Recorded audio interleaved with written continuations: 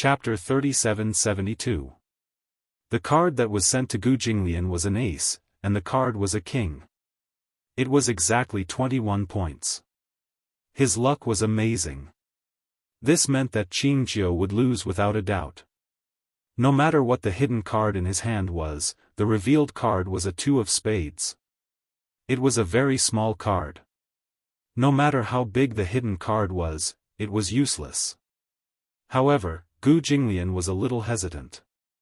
Should he ask for another card? If he blew his card, he would lose and lose a finger. However, he could at least protect Qingjiu for one round. Should he? Gu Jinglian's gaze fell on his hand. Just as he was hesitating, Qingjiu said, "Boss, you don't have to protect me." He knew what he was thinking. Gu Jinglian frowned but did not say anything. Qingjiu said, "The hidden card in your hand should be an ace, right?" Gu Jinglian was stunned. He had guessed correctly. Qingjiu said, "If you blow your card to protect me, then I choose to blow my card too. Boss, don't worry about me, okay?" When Black Panther saw this scene, his breathing suddenly quickened. He was inexplicably irritated. What's the point of playing the game like this? You give in to him, and he gives in to you. Is this still gambling? Ha! I'm not doing charity, nor am I playing house. I'm serious. Since you want to die, I'll kill you now. How about it? As he spoke, Black Panther was about to press the mechanism. Gu Jinglian said sternly, "You're breaking the rules of the game." "We didn't break the rules. You have no right to do this. Get this straight. Right now, his life, your woman's life, and your child's life are all in my hands. I'm God. I have the right to rule everything. You want to break the rules? You're the ones breaking the rules. I just can't bear to see how close you two are. I might as well give you a quick death. How about it?" Gu Jinglian was about to flare up when Qingjiu immediately pressed his hand down. "Boss, calm down." Then, Qingjiu said to him, "Let's continue." Gu Jinglian endured and did not flare up. Qingjiu said, "I'm playing seriously." Gu Jinglian nodded. "Play seriously with me. If you lose, I have nothing to say." "Yes." Qingjiu was deeply touched. He understood that Gu Jinglian could not bear to watch him die. Thus, he raised his hand and said, "Hit." The card dealer dealt another card. It was a 9 of hearts. Qingjiu pinched her palms. When it was Gu Jinglian's turn, Gu Jinglian kept his cards. Qingjiu also held back. The cards were flipped over one after another. Gu Jinglian had 21 points, the maximum. Qingjiu, on the other hand, was at 18 points. She was punished. The electric drill started up again. Sizzling sounds could be heard as if they were about to die. Qingjiu anxiously clenched his fists. As the drill bit penetrated deeper, his entire body convulsed violently as if he had been electrocuted. When the drill was finished, his breathing became more and more rapid. It was so painful that the game couldn't continue. Black Panther stared at the camera and observed Qingjiu's pained expression, but he didn't say anything. However, Gu Jinglian knew that on one hand, Qingjiu was really in pain. On the other hand, he was stalling for time. He also fell silent. From his point of view, it was hard to imagine what kind of pain Qingjiu was enduring. However, it must be a fate worse than death. Qingjiu even thought of biting his tongue to commit suicide. However, for some reason, his daughter's smile appeared in his mind. Subconsciously, his will to live was awakened. Chapter 3773. Black Panther's cold-blooded attitude was evident in his words. Even though Qingjiu was in so much pain that he wished he was dead, he still did not take it seriously. Instead, he felt irritated. He was sick and irritated like a demon. Gu Jinglian suddenly caught a glimpse of Chu Ho on the screen with her head lowered. She seemed to be trying to pry open the lock on her wrist. However, Black Panther kept staring at the screen and did not pay attention to Chu Ho. Or perhaps, he had underestimated Chu Ho. He only knew that Chu Ho was Gu Jinglian's woman and his wife, but he did not know that Chu Ho had another identity. As Interpol's top anti-mafia inspector, Chu Ho was best at interrogation and counter-interrogation. If there was enough time, this chain would not be able to trap her at all. Gu Jinglian immediately shifted his gaze to Black Panther. Through the camera, the two of them stared at each other fiercely. Gu Jinglian suddenly curled the corners of his lips into a cold smile. Black Panther, if you have the guts, bet with me. When Black Panther heard this, the muscles on his face twitched for a while, but he asked darkly, "What do you have to bet with me?" "Your life, and mine." Gu Jinglian laughed. "Do you think this game is interesting? Qingjiu is my subordinate. He will give in to me no matter what. If you want my life, how can you win against Qingjiu?" Black Panther narrowed his eyes. Qingjiu was a little surprised. He could tell that Gu Jinglian was deliberately stalling for time, but he did not know why he was stalling for time. Just as he was feeling puzzled, Gu Jinglian's voice became louder. "Do you dare to bet with me?" "Ha! How can I compete with you? What are the rules of the game?" "There are a total of 5 chances. If you win 3 rounds, then whether it's my arm, my hand, my leg, or my life, you can have whatever you want." After a pause, Gu Jinglian dismantled the hanger and said meaningfully, "If you lose, you have to let him go." "Ha!" Black Panther smiled. "Interesting. However, I feel that your bet is not big enough. Your life alone is not enough. Your woman's life, your child's life, and your subordinate's life, how about it?" Gu Jinglian hesitated for a moment and nodded. Black Panther continued, "Then let your subordinates deal the cards for me. But let me warn you, the room is full of surveillance cameras. There are also surveillance cameras under your desk. If you dare to cheat, you won't be able to escape my eyes." Gu Jinglian raised his eyebrows. This was exactly what he wanted. This meant that the Black Panther would focus more attention on him. "All right." Gu Jinglian appeared very confident. "I'm confident that I can win against you." "Heh, don't speak so lightly. Otherwise, when you lose, you'll have an ugly face." "Deal." The cards entered the card dealing machine and were reshuffled. Everyone was dealt a face card and then a face card. Now, Qingjiu took Black Panther's place and flipped the cards for him. Qingjiu's heart was in a mess. He did not know what Gu Jinglian was stalling for time, so much so that he was willing to gamble with his own life. He was a little confused, but he did not dare to ask anything. Gu Jinglian had always been calm when faced with problems. Perhaps he had thought of a strategy. Chapter 3774. The face card was a 6 of clubs. There was still room for risk. On the other side was a 10 of hearts. Gu Qingjiu had already shown the card to Black Leopard through the camera. Gu Jinglian observed Black Leopard's expression, but there was no expression on his face. He couldn't figure out if his hidden card was big or small. "Hit." Gu Jinglian called. The dealer gave out a face card. It was a 2 of hearts. It was too small. It was a total of 17 points. However, Black Leopard kept it. This proved that the cards in his hand were definitely above 18 points. He didn't dare to call again. If he did, there was a high chance that he would bust. On the other hand, he had 17 points. It was also very easy for him to bust. However, if he didn't call, he would lose without a doubt. Gu Jinglian called for another card.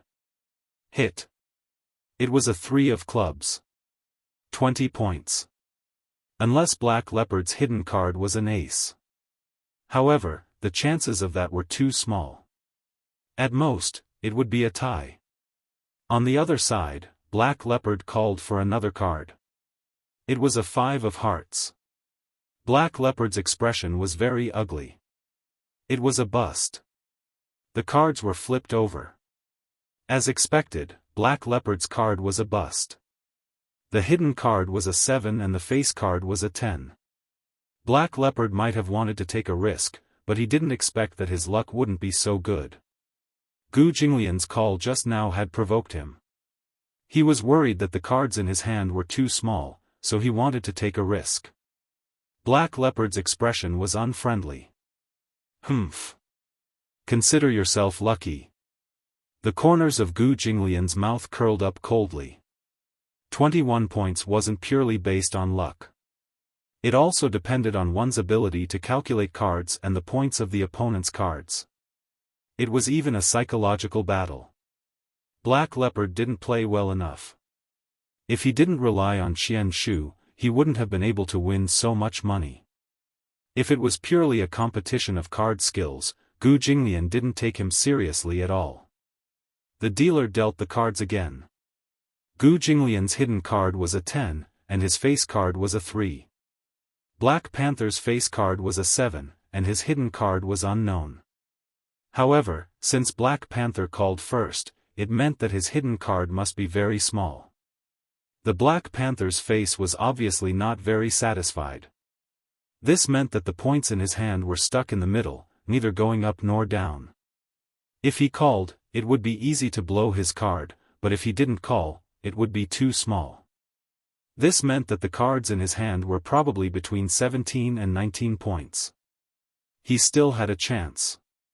Hit. Gu Jinglian called for another card.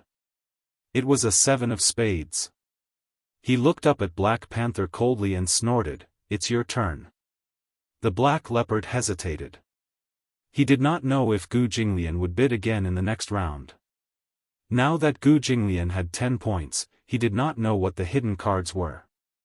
Black Panther had obviously underestimated Gu Jinglian's luck. Gu Jinglian had an honorific title in the casino, European King. In the casino, there were 2 titles. One was unlucky, and the other was European King. Unlucky meant that his face was especially dark and his luck was especially bad. European King was the opposite. His face was especially white and his luck was especially good. Gu Jinglian belonged to the latter. No matter how bad his luck was, with his steady playing style, he wouldn't lose too badly. Black Panther decided not to take the risk. Stand. Gu Jinglian also called for a halt. Black Panther's expression became even darker. He knew that Gu Jinglian must have a lot of points in his hand. Otherwise, he would definitely bid again. When the cards were flipped and he saw that Gu Jinglian had a total of 20 points, he suddenly couldn't sit still. Chapter 3775. However, Gu Jinglian smiled and said, "Didn't you say that there are surveillance cameras all around? Didn't you see that I cheated?" Black Panther clenched his fists tightly. After losing 2 rounds in a row, his mentality was a little unstable, so much so that he suddenly became irritable. In the 3rd round, if Gu Jinglian won another round, he would lose. But that was not important. Even if he lost, so what? He did not intend to follow the rules of the game. Regardless of whether he won or lost, he would not let him off so easily. Round 3. The dealer spat out 2 hidden cards. Gu Jinglian flipped it over. It was an 8 of clubs. His face card was a 5 of hearts, a total of 11 points. This was in the safe space. On the other hand, Black Leopard's face-up card was a 10. It was a very big card. Black Leopard called for another card. His face-up card was a 6. Obviously, if he didn't have a blowout, it meant that he had a lot of points. In this round, Black Panther had a higher chance of winning. Luck was something that could not be predicted. However, it did not matter. Gu Jinglian did not intend to win this round. He had originally intended to lose to Black Panther on purpose to stall for time. Hit. He continued to call for cards. A 4 came up, a 17 points. Black Panther held back. Gu Jinglian continued to call for cards. A queen came up, and he lost. Ha! When Black Panther saw his cards, he smiled proudly and said, "You lost." However, Gu Jinglian kindly reminded him, "If I win another round, you will lose." Humph. You don't have the final say in this. Oh, Gu Jinglian said, but remained calm and composed. Let's wait and see. Black Panther gritted his teeth in hatred. He had originally wanted to see Gu Jinglian begging for mercy in a state where he could neither live nor die with his own eyes. However, even now, Gu Jinglian's expression did not crack at all. He was still as calm as ever. He did not even take him seriously. Damn it! How could this man be so calm? Was he not afraid? Was this person not afraid of death at all? Black Leopard said angrily, "Deal the cards." In the fourth round, Gu Jinglian deliberately blew his cards and lost another round. The final round was of utmost importance. It would determine life and death. One round to determine the winner. Gu Jinglian's first hidden card was an ace, and he managed to get the last ace at such a crucial moment. His face card was a 3. Black Panther's face card was a 6. Although he didn't know what his hidden card was, at least it couldn't be an A. He had already gotten an A. This card was the final trump card. It could be recorded as 1 point or 11 points. Even if it was a big card, it would not be broken. Gu Jinglian called for another card. It was a queen. Fortunately, he had an ace card, so he did not lose. Black Panther called another 9, but he didn't blow his cards. This proved that his hidden cards were very small. Gu Jinglian called another card. 7. If the A card was calculated as 1 point, then A plus 3 plus 10 plus 7 was a total of 21 points. He had won. A confident smile appeared on Gu Jinglian's face. Black Panther could no longer sit still. He had already guessed that Gu Jinglian's cards must be 21 points. He had lost. Impossible. Black Panther decided to take another risk. He called for another card, but it was a king. He blew his cards. Shit. He cursed, his expression ferocious. Gu Jinglian, you win. Chapter 3776. If I win, you let her go. On what basis?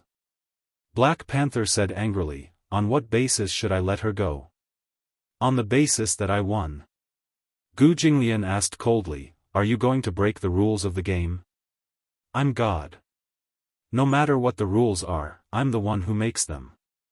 Huh, you're saying that I'm breaking the rules of the game? Black Panther suddenly stood up, picked up the gun on the table, and walked to Chu Ho's side. When Chu Ho saw him walk over, she was shocked. However, Black Panther grabbed Chu Ho's collar tightly and pressed the muzzle of the gun to her forehead. He threatened, put on the hood. Gu Jinglian's face darkened. He knew that Black Panther would break the rules, but what shocked him even more was that Chu Ho didn't manage to break free in time. She couldn't break free? There wasn't enough time, but it definitely wasn't short either. Through the camera, Gu Jinglian saw that Chu Ho was covered in cold sweat, and her expression was equally cold. Qing Jiao said angrily, Black Panther, you're breaking the rules of the game. You're going back on your word. Shut up. Black Panther said with a ferocious expression, Gu Jinglian, if you don't want your woman to die, put on that hood for me. A life for a life. If you die, I'll let her go. Why should I believe that you'll let her go if I die? Gu Jinglian said coldly, unless you let go of her now. Ha! In your dreams. Do you think that I don't know what you're up to? Black Panther pointed angrily at Chu Ho's temple and threatened at the top of his voice, put on the hood. Gu Jinglian's gaze fell on Chu Ho, only to see her widening her eyes and shaking her head. Black Panther slapped him across the face. "Don't move." Gu Jinglian said sternly, "You're not allowed to touch her. Put the hood on, put it on." Gu Jinglian turned around and looked at the headband on Qingjiu's head. He suddenly walked over. Qingjiu's face was filled with rejection. "Boss, don't, even if you die, Black Panther won't let them go. Go quickly." Gu Jinglian closed his eyes and finally made up his mind. He reached out and removed the hood from Qingjiu's head. Qingjiu struggled, unwilling to let him take the hood away. However, with one hand tied up, he could not stop Gu Jinglian at all. Gu Jinglian put on the headgear and turned to look at the screen, only to see Black Panther finally smiling proudly. "Ah! Do you finally know fear when death is at hand?" Pausing for a moment, he smiled sinisterly. "However, I'll give you a chance. Kneel in front of me now and beg for mercy. If your attitude is sincere enough, then I'll consider sparing your life." Gu Jinglian did not say anything. However, he stood in front of the camera with a cold gaze and an imposing aura. Even though he was wearing a heavy torture device on his head, it did not diminish his courage at all. Arrogant, noble, cold, heroic, and unbearable. Even though Black Panther said so, Gu Jinglian did not have the slightest intention of begging for mercy or kneeling. Even if he died, he would never lower his noble head to anyone, not even a little bit. "You!" Black Panther was so angry that he laughed. "Are you really not afraid of death at all? What about you?" Chapter 3777. Black Leopard lowered his head to look at her and smiled lewdly. He stuck his tongue out and licked her cheek. "Of course I'm scared. I advise you to let him go. Otherwise, you'll be the one who dies." Black Leopard laughed even more wildly when he heard that. "Who doesn't know how to say tough words? I know how to say tough words too." He raised his hand. In his hand was the button that controlled the torture device. Through this switch, he could kill Gu Jinglian from a distance. Chu Ho smiled. A sinister glint flashed across her eyes. She reached out and snatched the button from his hand. Using the strength of her fingertips, she crushed the controller. Black Leopard was completely stunned. The next second, Chu Ho sprung up from her seat. She grabbed his chin with both hands and almost broke his neck in an instant. "Ah!" Black Leopard did not expect Chu Ho to break free from his grip. He also did not expect that a woman who looked so weak would have the strength to break his neck in an instant.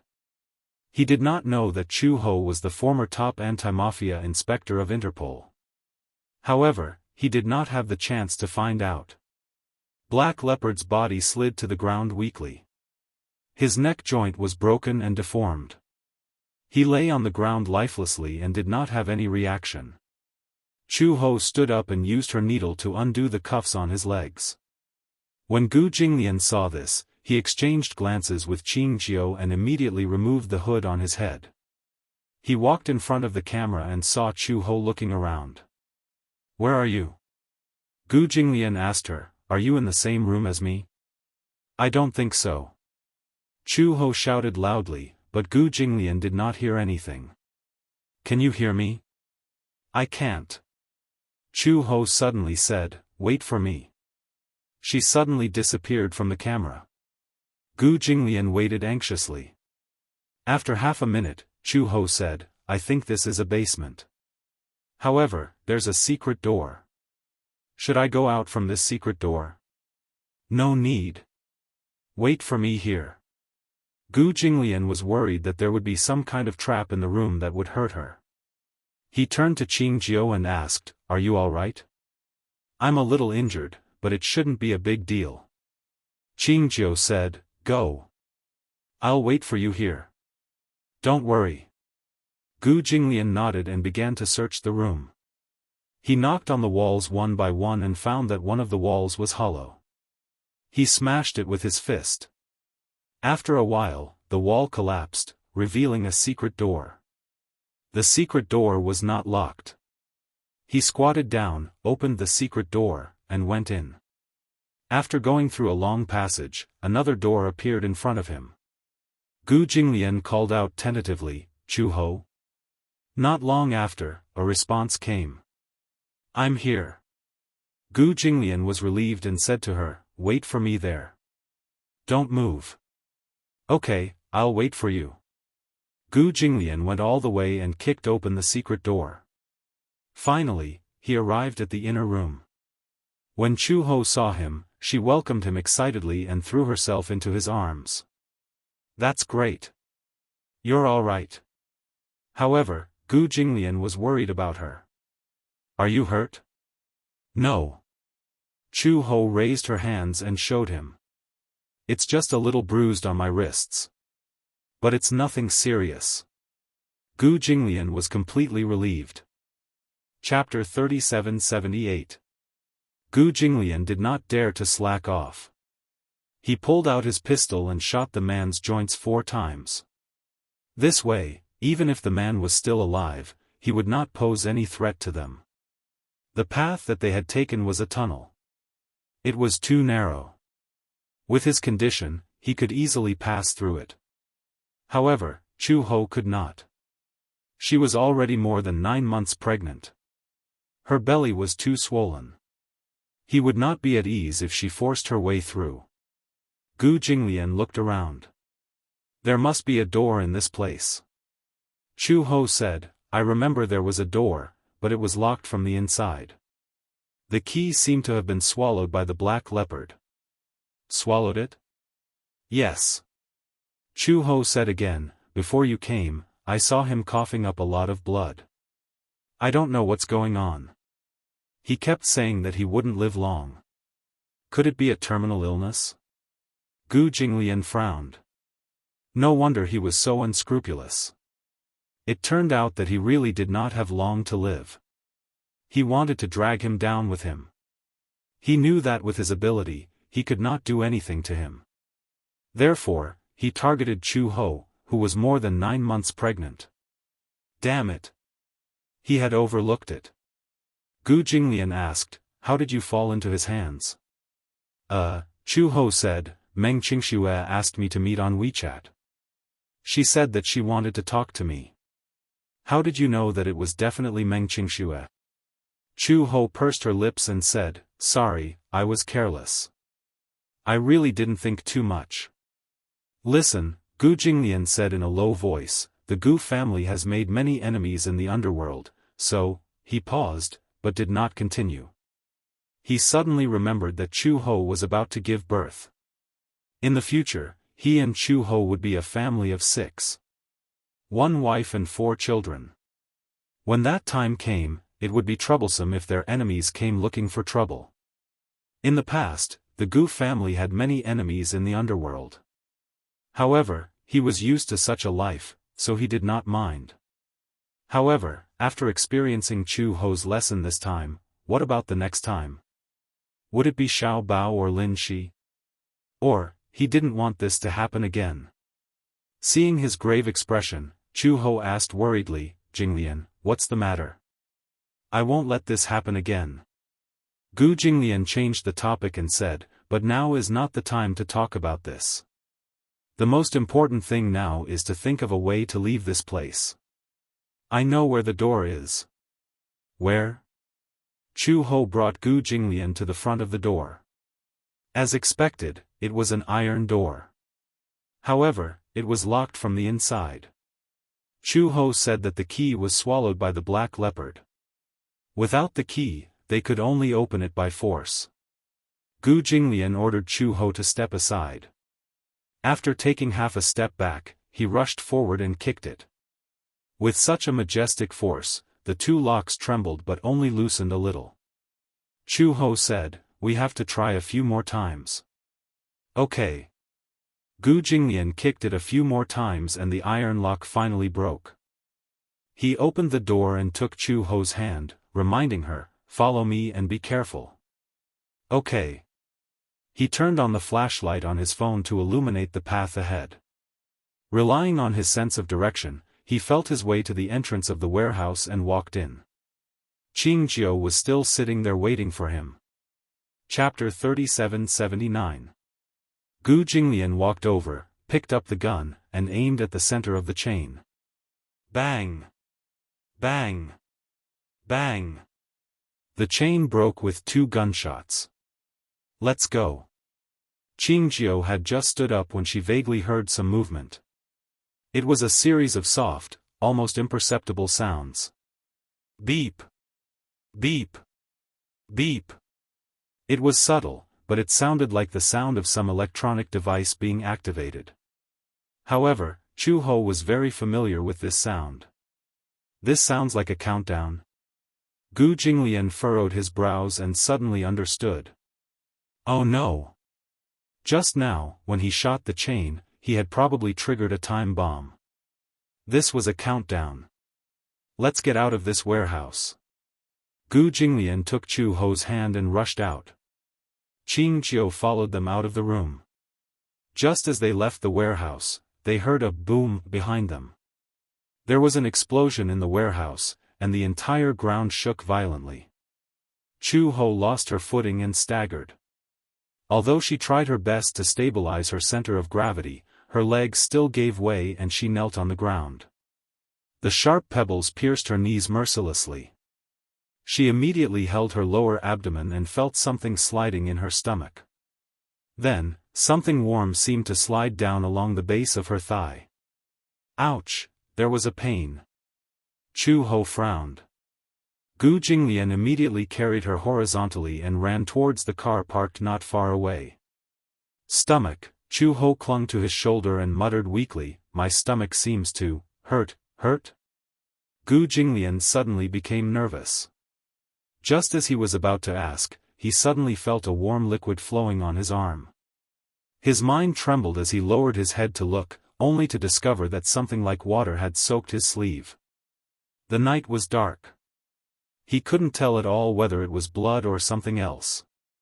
However, in his excessive nervousness, he subconsciously thought that it was blood. He also thought that the child couldn't be saved.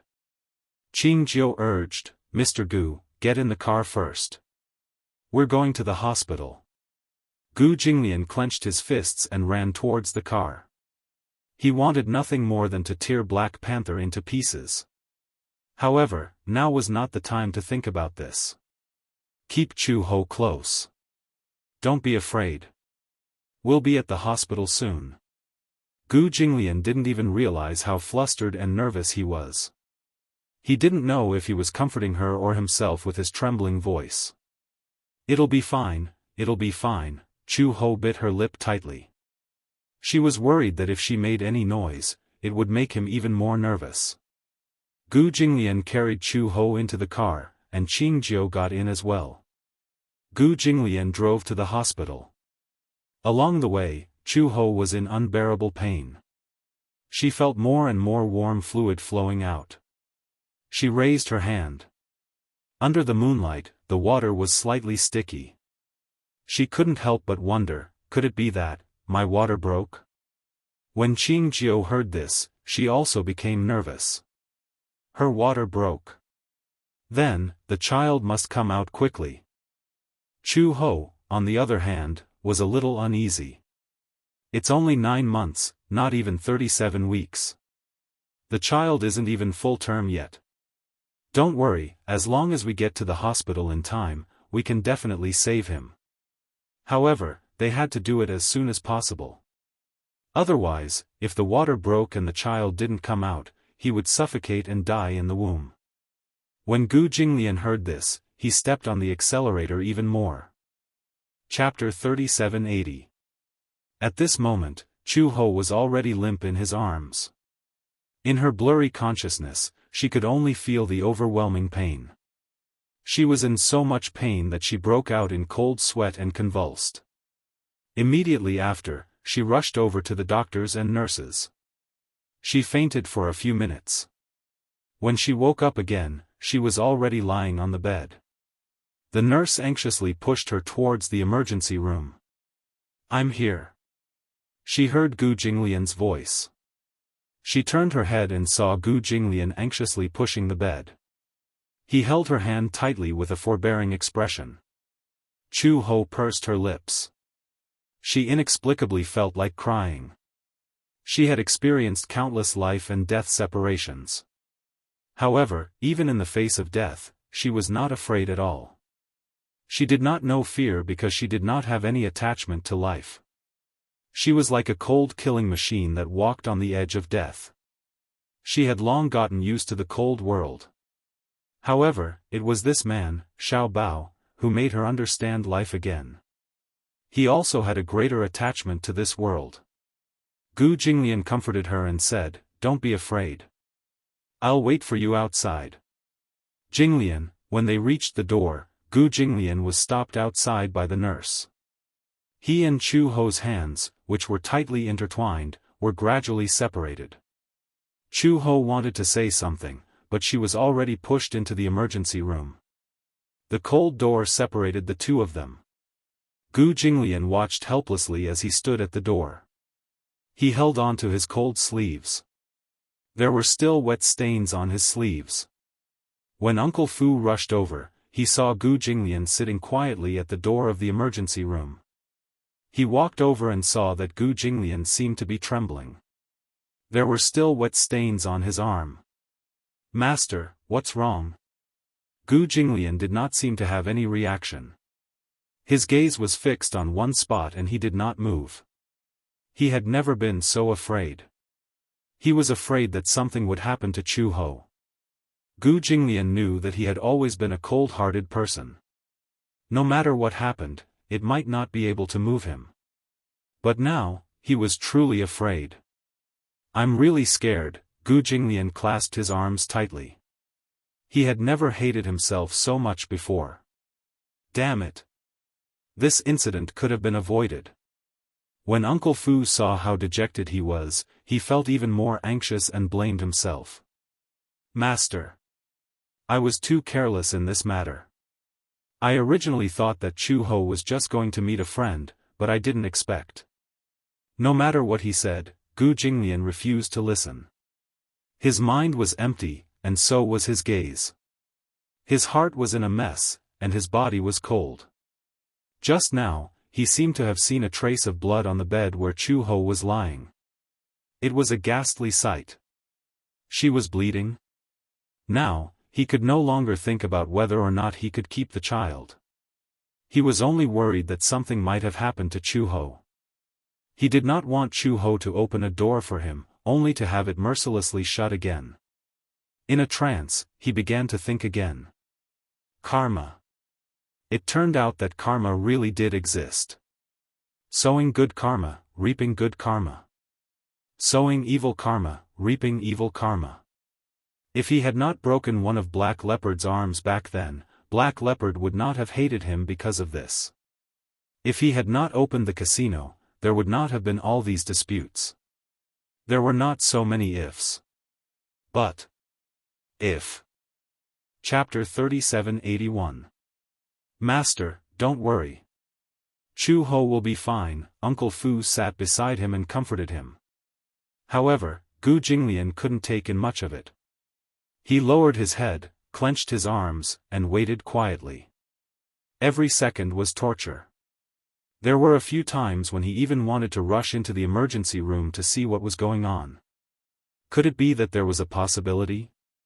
If anything happened to her, he was afraid that he would lose control of his emotions. If it weren't for Uncle Fu stopping him, he might have rushed in long ago.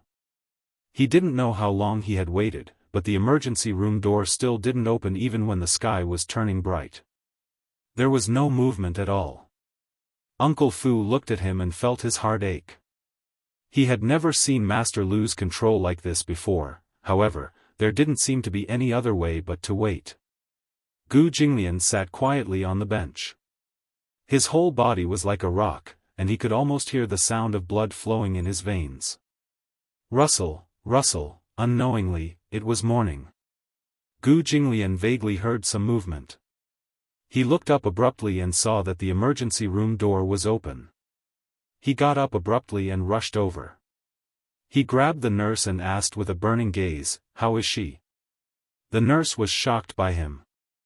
She only felt a dark shadow rush over and a gust of cold wind. She shivered and asked, "Are you the patient's family member?" "Yes." "Oh, don't worry.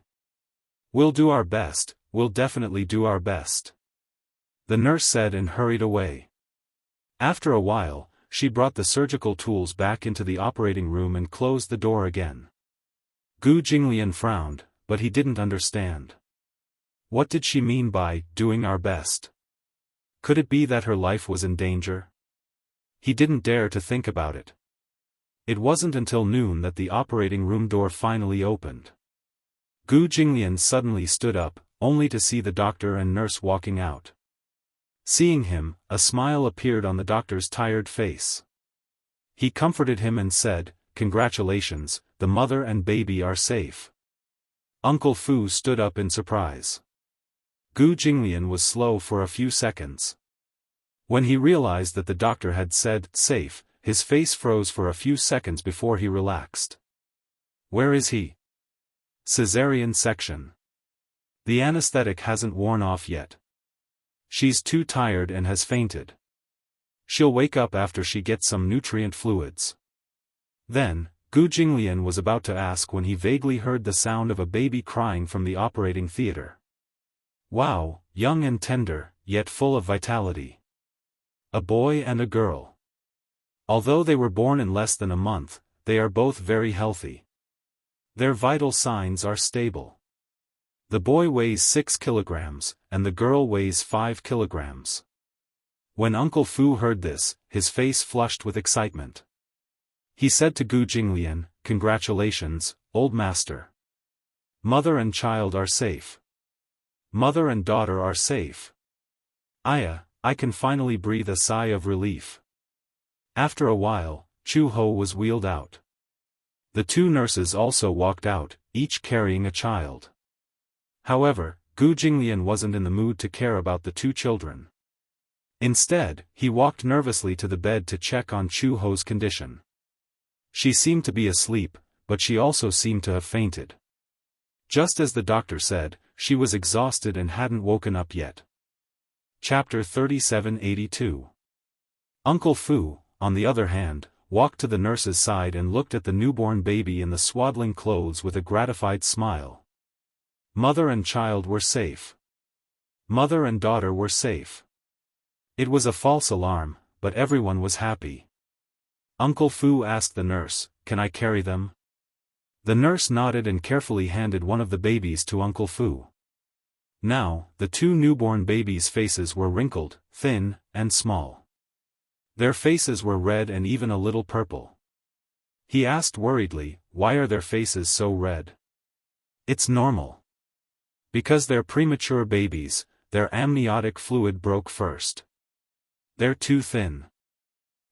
Because they're already 36 weeks old, they're not far from full term. This weight is very healthy." The nurse's mouth was also sweet, so she naturally did not forget to say a few good words. "You're carrying a boy in your arms. His eyebrows and eyes look like his mother's." "Oh, a boy." Uncle Fu looked at the baby in the other nurse's arms. "That should be a girl." "Yes. Girls all look like their fathers. It's good to look like their fathers. They're beautiful like their fathers."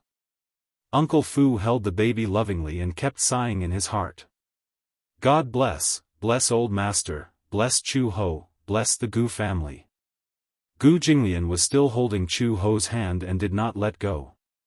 The nurse reminded him carefully, "We're going to send her to the room soon. If you want to accompany her later, you can go directly to the room. She didn't suffer any other injuries, right?" "No, we've already checked. Other than the abrasions on her palms and knees, there's no other problem. She just accidentally fell and broke her amniotic fluid, so she had to perform a C-section early." "I see." Gu Jinglian finally calmed down a little. He watched as the nurse pushed Chu Ho away. When he turned around, the two nurses also took the baby away. Because it was a premature baby, they still had to send it for a series of examinations. Gu Jinglian and Uncle Fu arrived at the intensive care unit. The moment they entered, they saw the doctor and a few nurses standing in front of the bed. They were holding a notepad and recording something. The room was very big. It was a VIP room. Other than a large bed, there were various detection equipment, 2 nursery boxes, a living room, an open kitchen and a bar counter, and 2 separate bathrooms. One was for pregnant women, and the other was for family members or visiting friends. Gu Jinglian sat by the bed for a while. After a while, the nurse came to inform him that because the baby was born prematurely, he had to be kept in the incubator for a few days before he could be brought over. If he wanted to visit her, he could only go to the nursery. They could only be sent back after their vital signs were confirmed to be stable. Gu Jinglian nodded. Uncle Fu said to him, "Old master, you just need to stay here. I'll take care of everything else. Don't worry." He would take care of everything else, including Black Panther's matter. In the afternoon, Chu Ho slowly woke up. Uncle Fu had already transferred 2 nannies to take care of Chu Ho. Chu Ho's body was a little weak after giving birth. When she woke up, Gu Jinglian personally fed her some liquid food. After eating some nutritious porridge and oatmeal, Chu Ho felt sleepy again and wanted to sleep. Because it was a C-section, she could not get out of bed for a while. Chu Ho felt a little regretful. Chapter 3783. Gu Jinglian saw that her eyelids were so heavy that they were about to droop, but she was still trying her best to stay awake. "If you're tired, go to sleep. I'll stay with you." Chu Ho was amused when she heard that. "You're not going anywhere?" "Yes, of course." Chu Ho refused to sleep. She was afraid that when she opened her eyes, the sky would be dark and he would be gone. She would be lying on the bed all alone. This feeling was too unbearable. Gu Jinglian knew that she was a little uneasy, so he took the initiative to tell her that he would not go anywhere. He did not expect that there would be times when she felt insecure. However, he could not be bothered to tease her now. He only felt a little sorry for her. Chu Ho naturally closed her eyes in relief when she heard that. She was in too much pain. Moreover, the medicine was slowly fading away and the pain was slowly returning. When Gu Jinglian heard that the caesarean section had required 6 layers of stitches, his heart ached even more. He also wanted to accompany her to recuperate. In the evening, when Uncle Fu arrived, he also brought Xiao Bao and Lin Shi over. Chu Ho woke up and the scar started to hurt. After all, there were 6 layers of stitches. However, Chu Ho was more tolerant of pain, so she did not make much noise. Uncle Fu was extremely surprised. "Don't you feel pain? It doesn't hurt that much. It's much easier than removing the bullet without anesthesia." Chu Ho said it casually. In fact, the pain was very painful. However, when it came to pain, one should not pay attention to it. Otherwise, the pain would only worsen. Pretending to be relaxed was the best way to deal with the pain. At least, it could divert one's attention.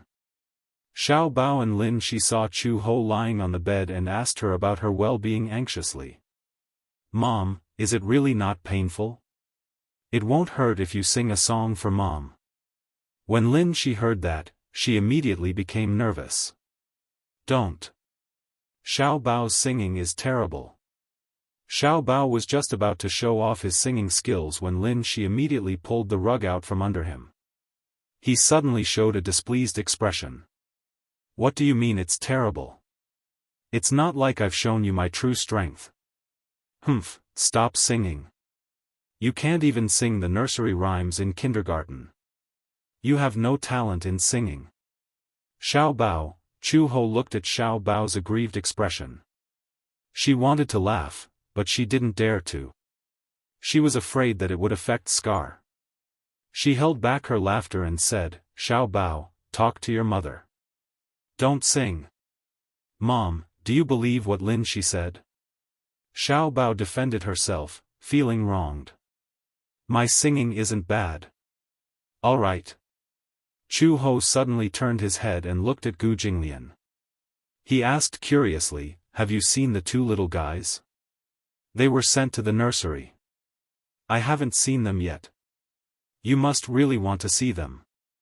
Chu Ho said, "Go and see the two little guys." "Xiao Bao and Lin Shi are with me." Gu Jinglian nodded. In fact, he had wanted to see the two little guys for a long time. It was just that before Uncle Fu came, he was worried about Chu Ho and couldn't bear to leave. Now that Uncle Fu was here, he was relieved.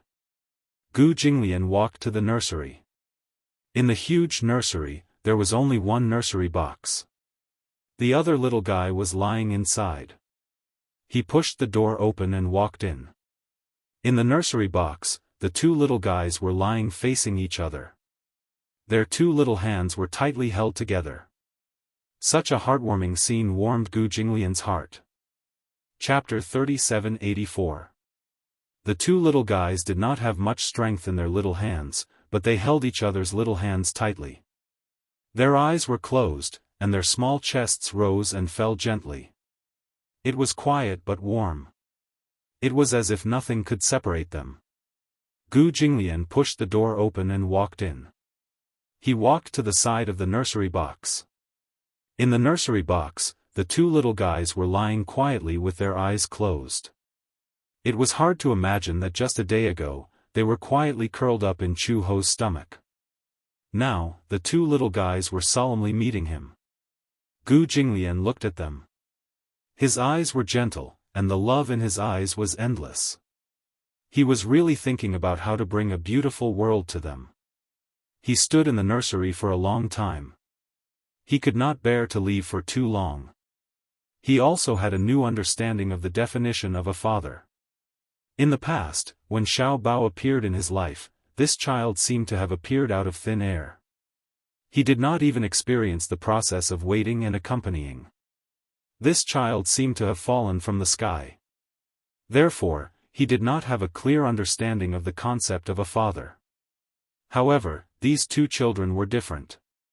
From the beginning of the pregnancy to accompanying Chu Ho throughout the pregnancy, he could even recall every detail of Chu Ho's pregnancy.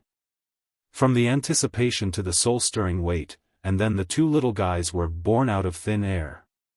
It could be said that he had experienced the joys and sorrows of it. But more than that, he felt happiness. He finally understood what a father was. He also had a deeper understanding of the concept of fatherly love.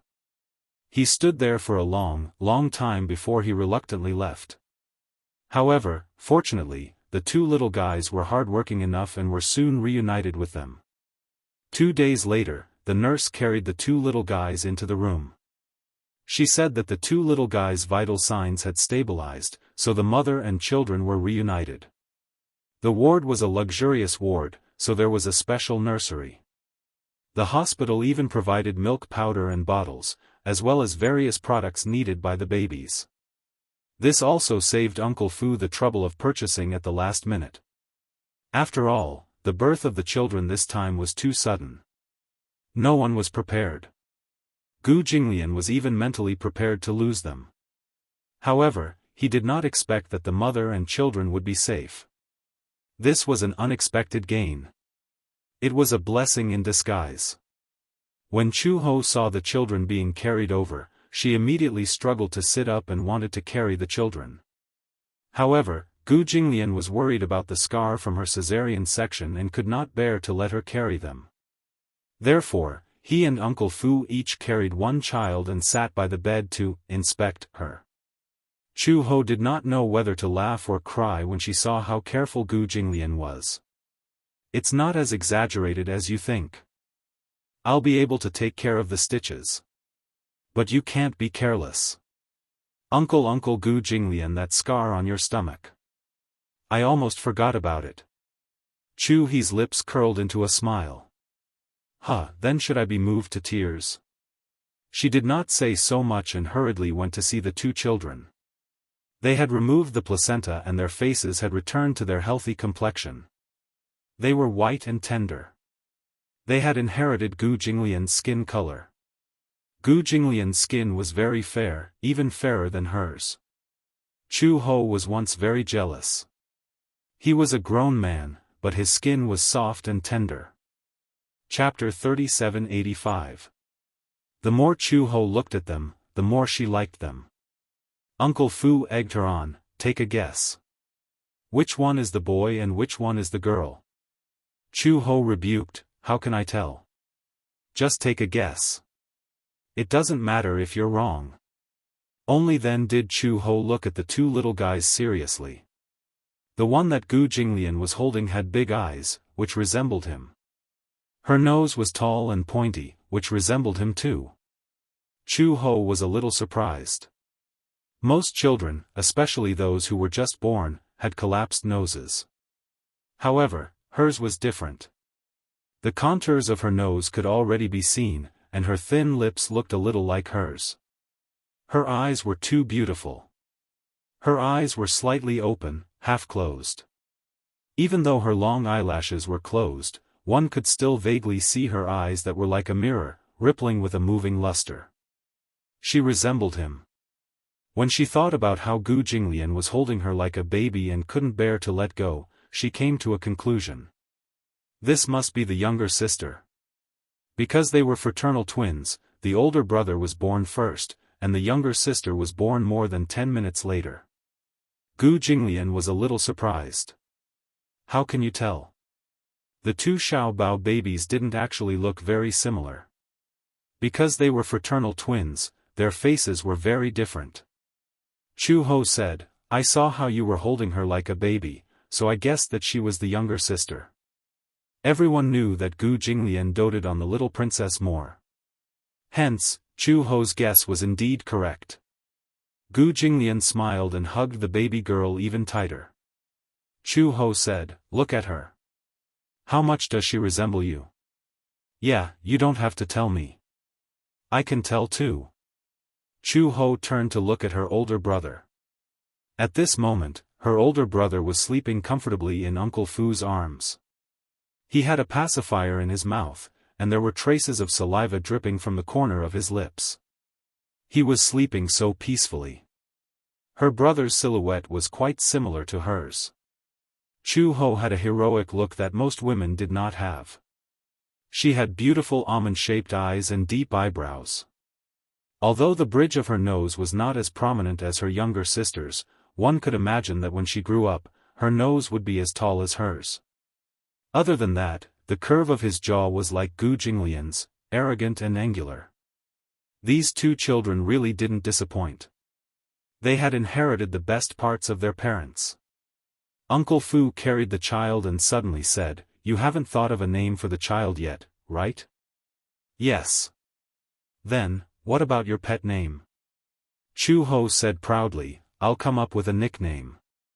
See, I'm the one with the best intentions. I've already thought about it. Gu Jinglian glanced at her. When did you get up behind my back? Do I need to carry you? Chu-Ho said angrily, you usually read so many books. When I ask you to come up with a name, you always say that you want to wait until the child is born. However, Gu Jinglian said, in the Gu family, there is a particular way to name a child. In the Gu family, the children are all named according to the poem. When it came to Gu Jinglian's generation, they used the poem, the heavens embroidered a flourishing scene, everywhere the silky silk makes the road busy. Only the direct line of descent could use the word Jing as a name.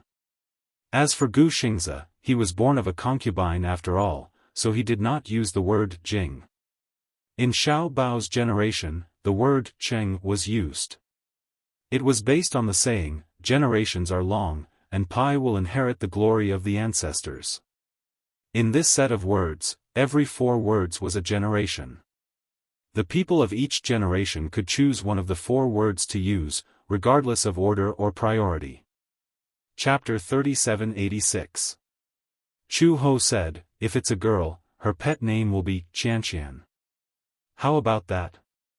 Uncle Fu said in surprise, sounds good. Chu-Ho was pleased with himself. He glanced at Gu Jinglian and thought that since he treasured his daughter so much, he must be very picky about pet names. Seeing that he seemed to agree, he said, the older brother will be called Ruerue. How about that? Rue? Yes. Okay. Uncle Fu nodded, looking very satisfied. Gu Jinglian did not express such an opinion. The pet names of the brother and sister were decided just like that. How is it? It's good, right? Chu Ho had flipped through many books before coming up with these two names. Gu Jinglian nodded to the point. Yes, it's better than the name Xiao Bao. Chu Ho blushed and cleared her throat awkwardly. She quickly changed the topic. Gu Jinglian, what name do you plan to name them? I've already thought of the girl's name. Gu Jinglian looked at the little girl in his arms who was squinting her eyes sleepily. He smiled and rubbed the tip of her nose lovingly. Linga. The flying dragon leaps over the auspicious clouds, the soaring crane rides the lingering wind. Linga came from this poem, from Tang Wu Yun's 24 Immortal Poems. Chu Ho was a little surprised. So you've already thought of a name? No. Gu Jinglian said, I thought of it at the last minute. Huh? At the last minute? Chu Ho was very surprised. She did not expect Gu Jinglian's literary attainment to be so high that he could casually come up with a poem. Moreover, the name was better than the one she had racked her brains to think of. Chu Ho thought about it. It was not that she had not considered coming up with a name. However, the few names that she thought of the best were Gu Yishuan, Gu Junfeng, and Gu Tianyi. In the end, these names were really too common. She had also thought of a few girls' names, but they were not as lively as Linga's. Then, have you thought of a name for your brother? Gu Jinglian deliberated for a moment. No one knew what he was thinking. His gaze suddenly fell outside the window and a name came out of nowhere. Gu Xinghan. Xing Hong Kong was like this, and Ning Zhixin had memories. Xinghan, even Uncle Fu was stunned. Chu Ho repeated it a few times. Xinghan, Xinghan. Aya, it's so nice. She only thought that it sounded nice, but she didn't understand the meaning behind Gu Jinglian's words. Fu Bo, however, understood. Gu Xinghan and Xiao Bao were called Gu Chengzi. Together, they formed Xingzi. Uncle Fu narrowed his eyes and smiled. He looked at the boy in his arms and said softly, Rue, your father gave you Xinghan. Do you like this name? It's so nice. Chu Ho was satisfied with these two names from the bottom of his heart. The night gradually darkened. Chu Ho went to bed early. Because the incision had yet to heal, the two little fellows were fed artificial milk. However, Chu Ho's milk did not seem to be enough. Even though they hired a breast enhancer and fed her fish soup every day, the milk was still not enough. Hence, Gu Jinglian hired 2 nannies. Chu Ho put down the heavy burden and focused on recuperating. Because it was a cesarean section, unlike a natural birth, her body was severely damaged. Even she felt a little indignant for her body. This body had followed her through life and death and suffered too many injuries. Now, there was another scar on her stomach. However, this scar was sacred. This meant that she had brought 2 brand new lives into this world. Linga, Xinghan. Chapter 3787. Soon, the day came for Chu Ho to remove the stitches. When the stitches were removed, she did not cry out in pain at all. The nurse was shocked. Many women who had undergone a cesarean section would moan a few times when the stitches were removed, no matter how strong they were. However, this woman was holding her phone and looking at it without frowning at all. She was too strong. Little did they know that this bit of pain was really nothing to Chu Ho. After the stitches were removed, she stayed in the hospital for a few days before finally returning to the Gu family. When she returned to the Gu family, Chu Ho felt refreshed. At least, she did not have to smell the disinfectant in the hospital anymore. Although the smell of the disinfectant was not pungent, it was not intimate either. She should be considered the least burdensome mother. She did not have to worry about waking up at night to coax the children, nor did she have to think about breastfeeding them all the time. Other than her flat stomach, she did not seem to have changed at all. During the confinement period, the two little fellows were taken care of by a professional nanny. Moreover, Gu Jinglian, the new nanny, was even more energetic than her in taking care of them. Sometimes, in the middle of the night, when the children were clearly not crying, he would get up and go to the nursery to see what was going on. If they were not crying, they would cry because of him. Especially Ling Gu. Gu Jinglian carried her the most because he carried her the most. His sister was the closest to him. As a result, others did not have much of a chance to carry her. Firstly, Gu Jinglian explicitly forbade anyone from carrying his sister. Except for Chu Ho and the nanny. Even Uncle Fu didn't have this privilege, no matter how hard he tried. Chu Ho felt that there was a ghost in her heart. She grabbed Uncle Fu and asked curiously why Gu Jinglian liked girls so much. Uncle Fu also shook his head. The Gu Jinglian of the past was very different from the present. In the past, not to mention liking a girl, even if it was a child, the master would always keep a distance from them, for fear that he wouldn't be able to avoid them. The changes brought about by marriage and children could not be explained in a little bit. In short, Gu Jinglian had completely become a slave to his daughter. She was such a young child. He clearly knew that she could not learn how to speak, but he hugged Xianxian and sat there for the whole morning. Over and over again, he patiently taught her how to call him Daddy. Xianxian, on the other hand, was still so young that she did not understand Gu Jinglian's intentions. She was so amused by his repeated calls of Daddy that she kicked her legs and giggled. Seeing her smile, Gu Jinglian smiled as well. There was a small balcony in the nursery that could fit a recliner. Whenever the sun shone brightly, Gu Jinglian would hug Xianxian and lean on the recliner to bask in the sun. Gu Jinglian was so tall. Compared to his tall and slender figure, Xianxian was curled up in his arms like a newborn kitten. The contrast was stark. Sometimes, Chu Ho even felt that Gu Jinglian could support her with one hand. He wondered how tall Xianxian would be when she grew up. No matter who she looked like, she would be at least 1.75 meters tall. However, she was still small now. Such a small and squishy ball lying in Gu Jinglian's arms was extremely comfortable. The bright and beautiful sun shone on the father and daughter. It was beautiful, quiet, and happy. However, Rui, who was in the crib, was treated differently. It was a little ignored. Therefore, hugging Rui and basking in the sun naturally became Chu Ho's task. However, Chu Ho did not value girls over boys like Gu Jinglian. Whether it was a boy or a girl, she liked and loved them all. Chapter 3788. The twins had telepathy. Did it really exist? Chu Ho had been thinking about this question. That was because no matter if it was Xianxian or Rui, as long as one of them started crying, the other would start bawling no matter how far away they were. At first, Chu Ho didn't believe it. Once, the confinement nanny took Rui to another room to change his diaper.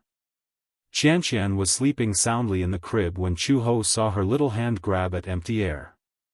Then, as if she couldn't grab anything, she felt a little uneasy. She opened her little mouth and started crying sadly.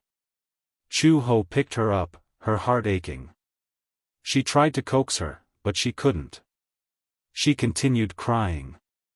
On the other side, the confinement nanny came over with Rui, who was also crying. She asked anxiously, "Oh, why is the baby crying so hard?" When she saw that Xianxian was crying too, the confinement nanny felt a headache coming on. Rui started crying as soon as the diaper was changed. The confinement nanny thought it was strange. He didn't cry when the diaper was not changed after breastfeeding. Now that the diaper was changed into a clean one, he started crying pitifully. She tried to coax him for a long time, but she didn't know what to do. Only then did he realize that there was a faint telepathic connection between the siblings. Otherwise, why was one crying, and the other crying as well? She thought it was a coincidence, but she didn't expect that there was more to it. The two little guys were very clingy. The brother was clingy to the sister, and the sister was clingy to the brother. When they fell asleep, the brother held the sister's hand tightly.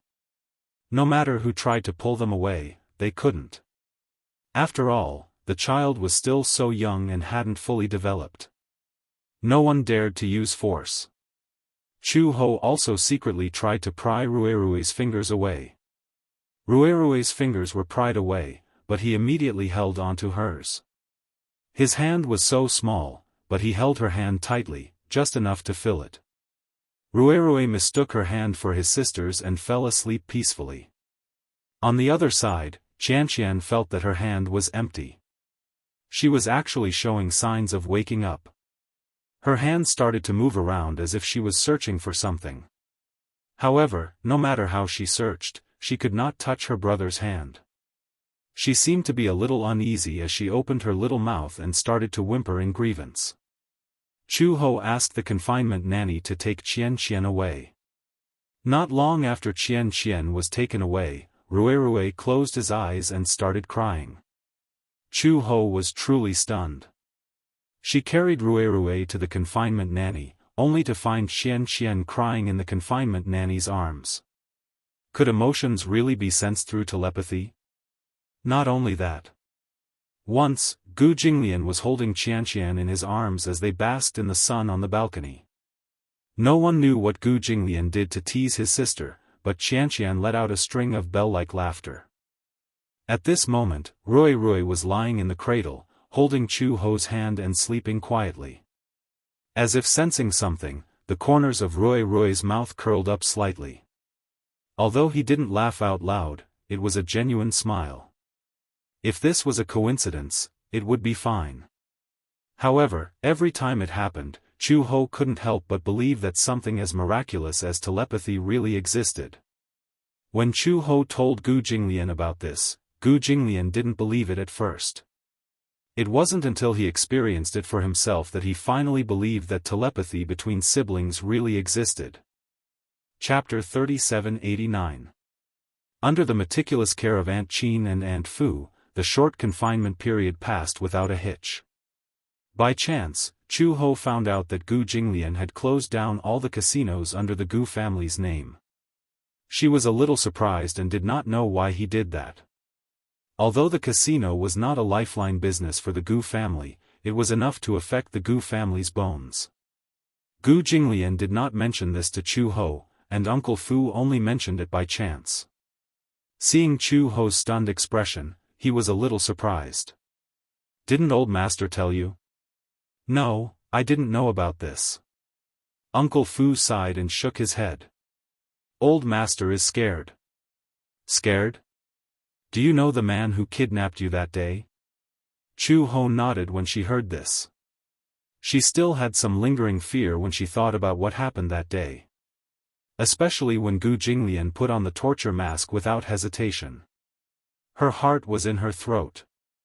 This man, such an arrogant and insufferably arrogant man, was actually willing to give up his life for her and their child.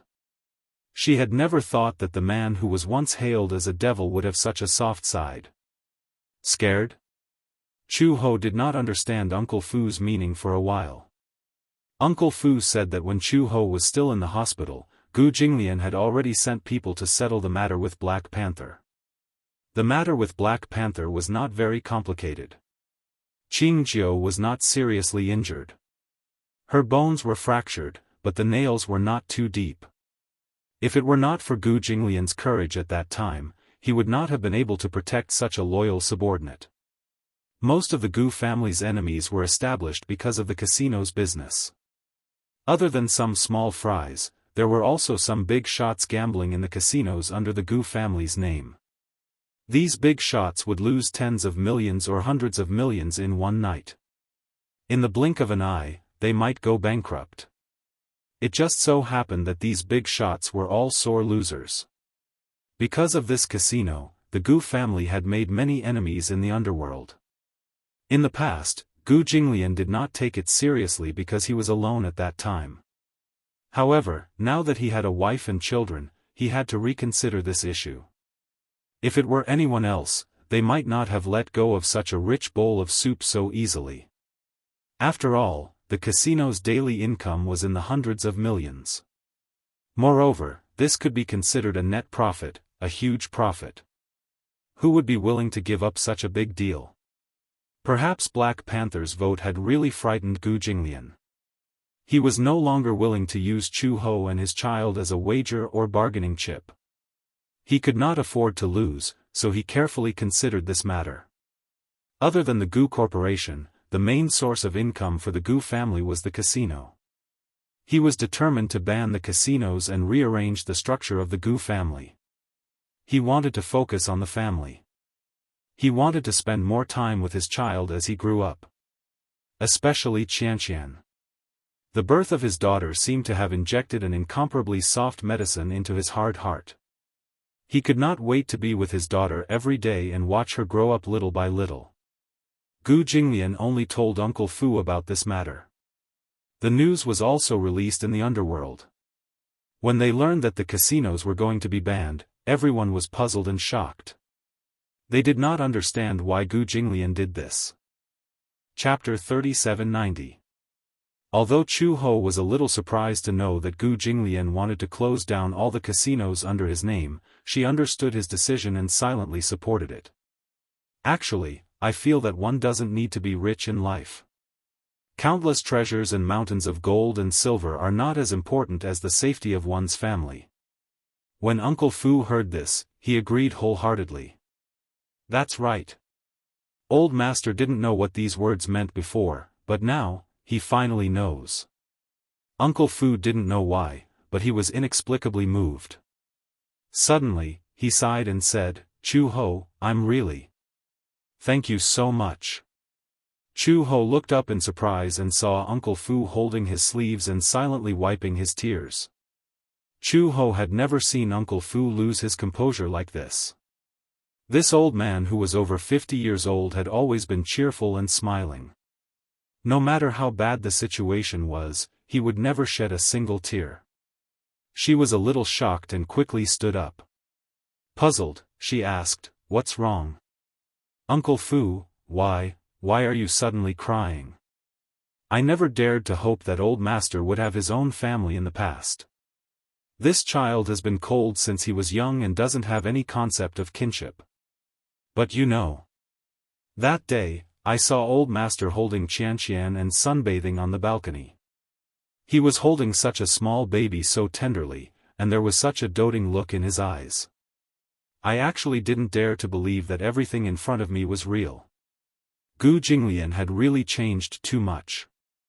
In the past, Gu Jinglian was cold, heartless, and unwilling to stay for any woman.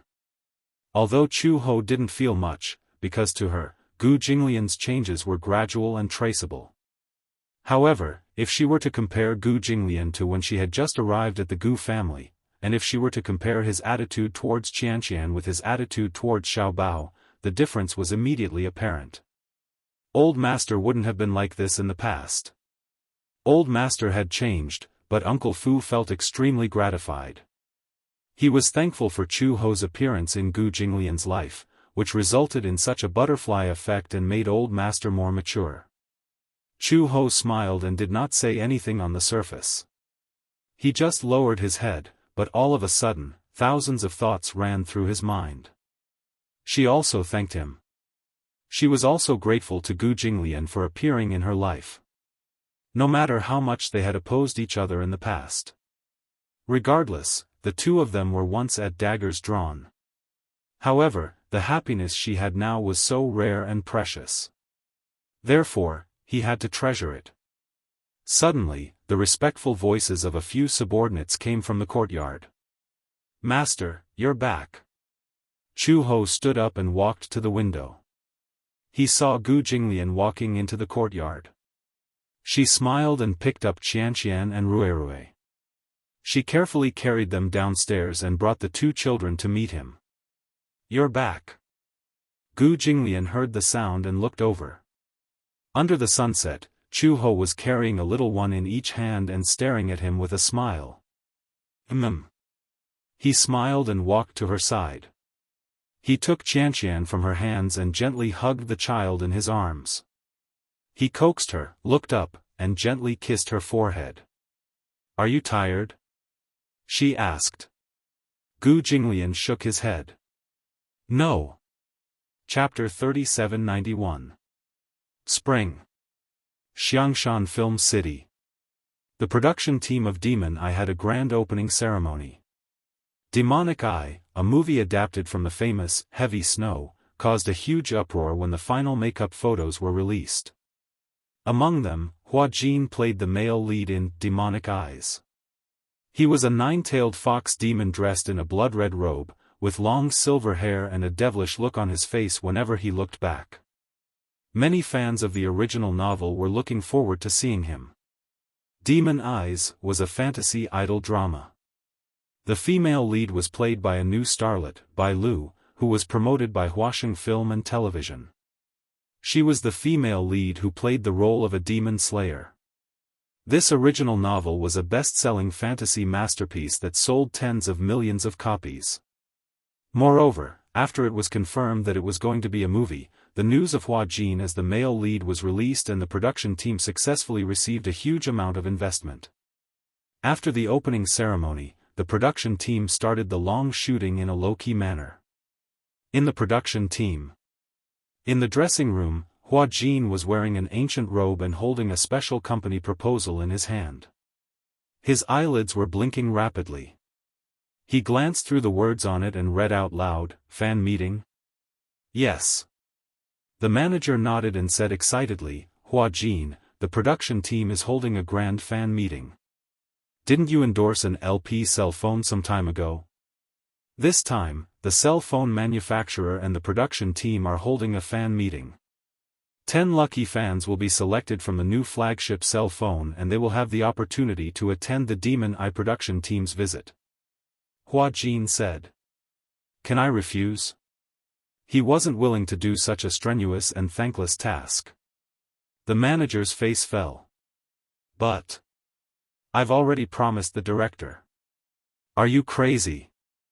Hua Jin endured it and said through gritted teeth, "Even if it's a fan meeting, can't you at least invite a few normal fans?" He remembered the last time he attended the premiere of a movie and a lucky fan was randomly selected to go up on stage. In the end, when the fan went up on stage and he walked over with a smile, the fan's eyes rolled back and she fainted on the ground, twitching all over. Hua Jin was dumbfounded. He did not remember what happened after that. He only knew that the scene was very chaotic at the time. It was not until the ambulance came to send the fan to the hospital that he learned that the little fan had epilepsy. Once she was agitated or overly stimulated, she would have seizures. Afterwards, Hua Jin had no choice but to visit her a few times.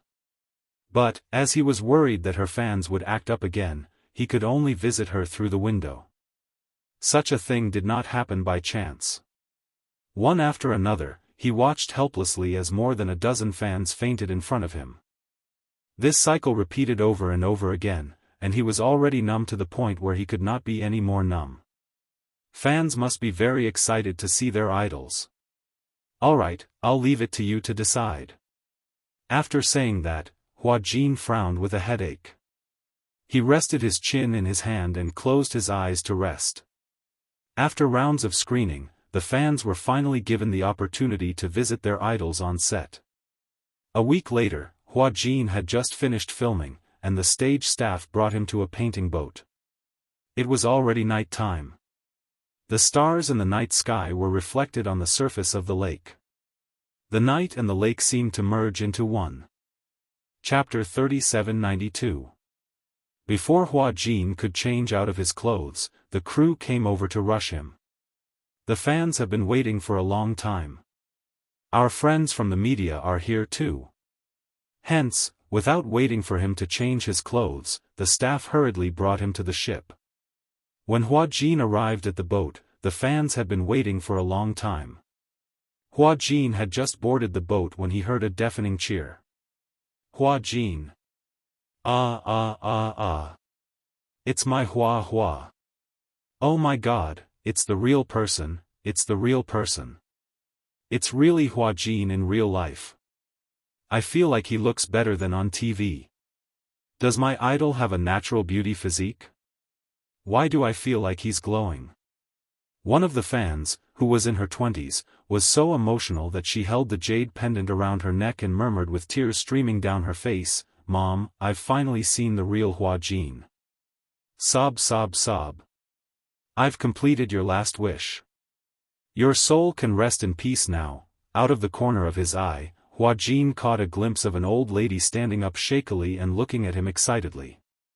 Her originally white hair seemed to be glowing with vitality. He was so shocked that he took half a step back. He grabbed his assistant and asked, "Oh my God? Who's this old lady? She's your fan?" "What? Do I have fans this old?" "Not only that, if it weren't for the age restriction, an 8-year-old kid would have come too." Among all the fans, only one girl was calm. Rather than calm, it was more appropriate to say that she was dumbfounded. She was wearing a black and white dress. Her soft hair was neatly tied up. Her delicate oval face was not stained with any makeup, but her looks were not inferior to those glamorous actresses. It seemed like she was one of the more normal fans. Hua Jin was just feeling comforted when he saw the girl suddenly stand up. Amidst the crowd's exclamations, she walked in front of him. "Why are you here?" Hua Jin's face was full of question marks. "Oh please, this woman looks so normal. Is there something wrong with her brain?" It was his fan visiting event. If it wasn't him, who else could it be? Hua Jin's lips stiffened. The girl spoke again, "Can't we see Tang Yu when we visit the crew?" "Tang Yu?" Hua Jin was a little embarrassed. He turned around and asked his assistant, "Who is Tang Yu?" "Oh, I think it's the newbie who plays a supporting role in the same crew as us." The assistant thought for a moment, "The one who played the female lead's senior brother, Tsang, Tang Yu." "Oh." Hua Jin just remembered that Tang Yu should be a newcomer who was selected through the auditions. He didn't seem to be famous. He asked curiously, "Does Tang Yu have a fan meeting?" "I don't think so." Then, just as the girl was about to say something, she came to her senses and took out the invitation letter from her bag. When she looked at it, she realized that she had read it wrong. This was Hua Jin's visit on set. She originally thought she would be able to visit the entire crew, but he couldn't see Tang Yu. The girl couldn't help but feel disheartened. She said, "I want to get off the boat." When Hua Jin heard this, he raised his eyebrows and kindly made way for her. Just as she brushed past Hua Jin, the girl said faintly, "I think there must be something behind Tang Yu's failure to be selected as the male lead." Chapter 3793. The girl said angrily, "In my heart, Tang Yu is the real Fox Emperor Phoenix." With that, she walked out of the cabin. With a frown, Hua Jin turned around and stared fixedly at her back view. His face was tense. Before Tang Yu's debut, he was a famous internet celebrity model. With his handsome appearance, he was the book model for the original Heavy Snow. In the official stage play, Tang Yu played the role of the male lead, Phoenix. In the movie and TV series, Hua Jin stood out from the netizens' votes and became the male lead candidate. Tang Yu, who was not popular, could only be reduced to a supporting role. Hua Jin's face was livid. He walked over and grabbed her hand tightly, and said in a deep voice, "You're not allowed to go. You haven't made yourself clear. Let go of me." "What do you mean by, there must be a conspiracy?" The hull suddenly shook. The girl was standing on the edge of the boat. The boat had started moving, and the rope connecting the shore had long been cut.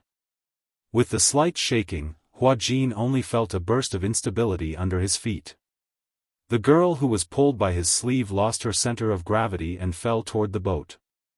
"Ah!" The girl cried out softly and subconsciously reached out to grab everything in her hand. Suddenly, she caught Hua Jin's sleeve. Hua Jin only felt that he lost his center of gravity, the two of them fell heavily into the lake. In the lake, bubbles were rolling. Hua Jin was wearing a fiery red fur coat. In the cold lake, he was as gorgeous as a demon. He saw the girl sinking to the bottom of the lake and immediately reached out to grab her hand. The girl struggled hard. She didn't know how to swim at all. In her nervousness, a steady stream of lake water poured into her mouth and nose. It seemed that she was about to run out of oxygen. At this moment, Hua Jin swam to her side, raised the remaining water in his mouth, and passed it to her mouth. Hua Jin? Hua Jin, wake up. Somehow, she felt like someone was slapping her face. Hua Jin, wake up. Then, there was a huge pressure that kept suppressing her abdomen. Liang Yin only felt a surge in her chest. Then, almost reflexively, she opened her mouth and vomited the lake water that blocked her lungs and trachea. Ugh, great, it's okay, it's okay, it's okay, the assistant was ecstatic. She hugged her body and cheered for a while. That's great. Hua Jin, you're finally awake. I thought something happened to you. Sob sob sob. If anything happens to you, I really don't know how to explain it. Something happened? What if? She didn't understand. Also, who was the woman who was crying beside her ear? Why did she keep calling her Hua Jin? She wasn't. Liang Yin opened her misty eyes and felt a sharp pain in her throat. She coughed, but the voice that came out was that of an unfamiliar man. She widened her eyes in shock. Instinctively, she reached out to touch her throat, but she suddenly felt her Adam's apple. Adam's apple. Why did she have an Adam's apple? Liang Yin was so shocked that she couldn't say a word. When the surrounding staff saw that she had woken up, they immediately crowded around her and wrapped her in a huge blanket. It's cold, don't catch a cold. Chapter 3794. Hua Jin. Was it her imagination? Why were the staff surrounding her and calling her Hua Jin? Wait. She said nervously, She wanted to say something, but she didn't know how to express herself. She actually wanted to ask what had happened, where was this place, and who was she? The last question was indeed a little unimaginable. However, even though she found it hard to understand, she still wanted to ask, why did her voice change? Was she dreaming? Liang Yin stood up in a daze and instinctively wrapped the blanket tightly around herself. However, she heard someone say, this girl doesn't seem to have woken up yet. What's going on? Why isn't the ambulance here yet? Could it be that something happened? If there's an accident, it'll be difficult to handle. Liang Yin looked in the direction of the voice and saw a group of people surrounding a person, discussing animatedly. She narrowed her eyes and saw a pair of familiar shoes. Before she could react, the staff pushed her and said, Hua Jin, don't just stand there. Hurry back to the hotel and take a hot shower. If you fall sick from the cold, it'll delay the trip again. She was carried away in a daze. Behind her, after a round of emergency treatment, the girl who was surrounded finally opened her eyes slowly. The hot water is ready. Take a rest after you're done with your shower. Don't worry, we'll take care of everything after this. After the assistant finished speaking, he left. Liang Yin stood dumbfounded in front of the mirror. The scene before her eyes was so strange that her mind was in a mess and she couldn't get her head around it. She took another step closer to the mirror and reached out her hand in disbelief. When her fingertips touched the surface of the mirror, the cold touch made her retract her hand in shock. Liang Yin looked at the handsome face reflected in the mirror. Even though the lake water had washed away the makeup on her face, this beautiful face that most men didn't have was still a constant reminder that this wasn't her face. This wasn't Hua Jin's face. How did she become Hua Jin? What was going on? What was going on? Dream on. It must be a dream. Liang Yin laughed dryly for a while. Suddenly, she stretched out her hand and gently rubbed her face. She rubbed it with all her might. However, the extremely realistic feeling made her fall to the ground in shock. When she fell to the ground just now, the sharp pain from her crotch made her grimace in pain. She lowered her head and groped around the area of pain, only to feel two unfamiliar, soft things. The pain was indescribable because it was an unprecedented experience. An indescribable pain spread to the root of his thigh. Perhaps, this was the pain in the balls that men often talked about. It was really painful. So much so that his mind went blank for a moment, and he couldn't help but break out in cold sweat. Liang Yin pulled open her pants and took a look inside. Suddenly, she sucked in a breath of cold air. Hiss, she was so shocked that her eyes widened. At first glance, she couldn't believe it, so she really reached out to touch it. The soft touch was unbelievably real. Furthermore, as she touched it, the item in her hand quietly changed. Chapter 3795. In the hospital. Hua Jin woke up slowly. What he saw was a snow-white world and a ward filled with disinfectant. He woke up amidst a cacophony of voices. When he opened his eyes, he saw an 4 drip hanging on the 4 stand. Then, the nurses surrounded him.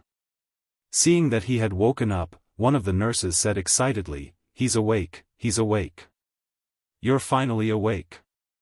Hua Jin furrowed his eyebrows and opened his mouth.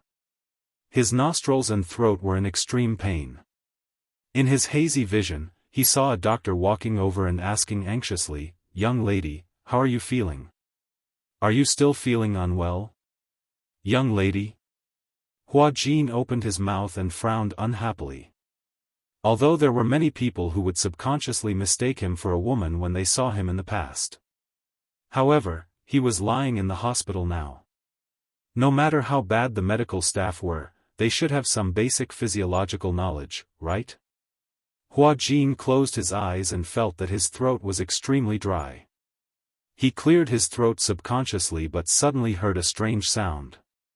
Cough, cough, it was a crisp sound, but it was a soft sound that only a woman could make. His eyes widened abruptly and he sat up on the hospital bed like a carp. He looked around blankly and opened his mouth. Suddenly, he saw a blank face reflected in the doctor's glasses. The focus in Hua Jin's eyes instantly froze.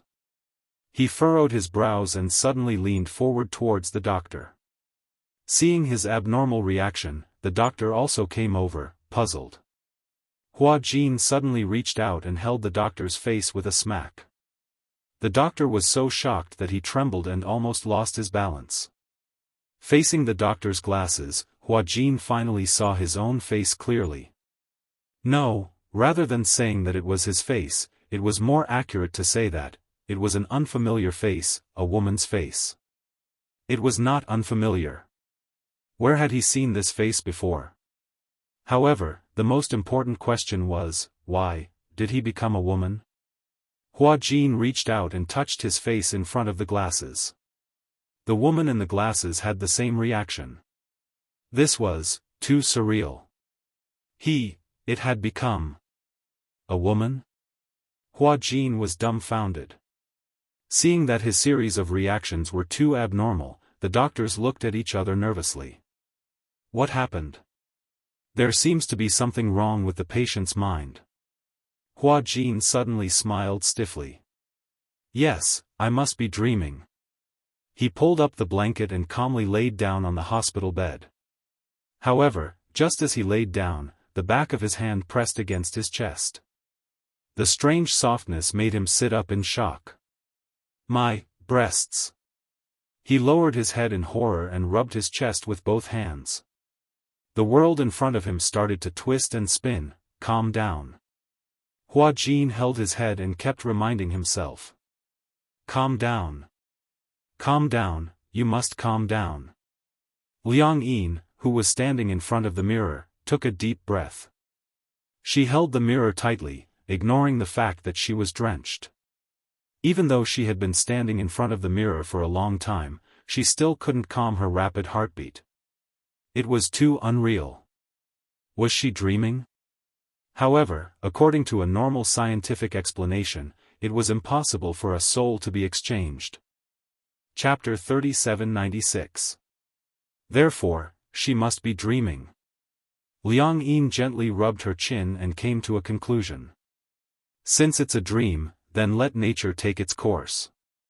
Just as well, I'll experience what it feels like to transform into a man. She picked up the towel beside her and was about to walk towards the bathroom.